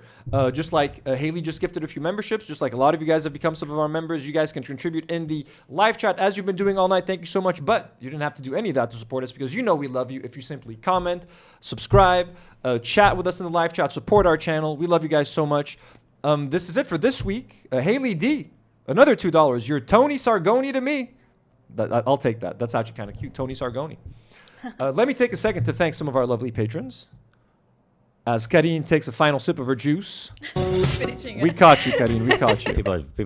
Let me take a second to thank some of our lovely patrons. We have a lot of you amazing guys here on the list. Let me just thank you. Our God-tier patrons. Elian Mujabir, Dominic Selzer, Daniel Nechle, A Rose for You, and EU Watson. Superhero patrons like Jordan M, Andrew DeBiss, Joey Daboul, Rhea D, and Maroon Bouslaymin. Blonde patrons like Danielle Richards, Bahar, Slim, Dopamax, MN Dynamic, Natalie, and Myri C. Abductee patrons like Erica Stillwell, Jigglypuffer, Refuzz, Daphne, Louie, and Deathwish Dina. Thank you guys so much for being here. And let me just look at some of the super chats today. Thanks some of you guys. Again, Haley D, thank you so much for being generous as always. Mac Lopez, Shai Lavi, Nuxolto, FT Jan, Mudmud, Man with Long Last Name. You guys are all awesome. Magnus Froggy Arcade. Magnus Arcade. Extremely thank you. And for everything you're sending us on Discord, we're going to check them out. Sorry for the delay. Delia Carmen, Froggy Friends, Missy Beavers, who's asking for some gay content. Missy, we got you. Magnus Arcade, Sunflower Dragon, Maria J, Mr. Krabs, Bob Vorn, Maria Nimis, Erenza, Nola Magnolia. Thank you guys so much. Linnea, you guys have been amazing. And EU Watson, and No Name. And Keeker Garden, Sailor Moon. We love you guys. Tune back in next week for another episode of Do Not Worry, a regular episode for a movie edition of Do Not Worry, for a couple of solo streams. I'm going to do like a 7 to 8 hour stream next week. We're going to blow it up. We're going to have fun together. Folks, thank you so much. Ladies, anything that you'd like to add?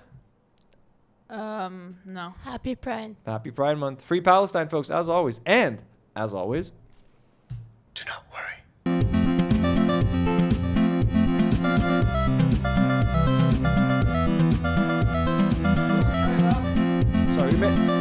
Whoa, folks. We got a Shai Lavi sent 6 shekels. Says, your mom hates Varda last name. She didn't mind it. No, it was something like a paperwork. My mom would have liked it. Don't worry. Shai Lavi, thank you so much. All right, we're going to do it again. Bye-bye, folks. Bye-bye.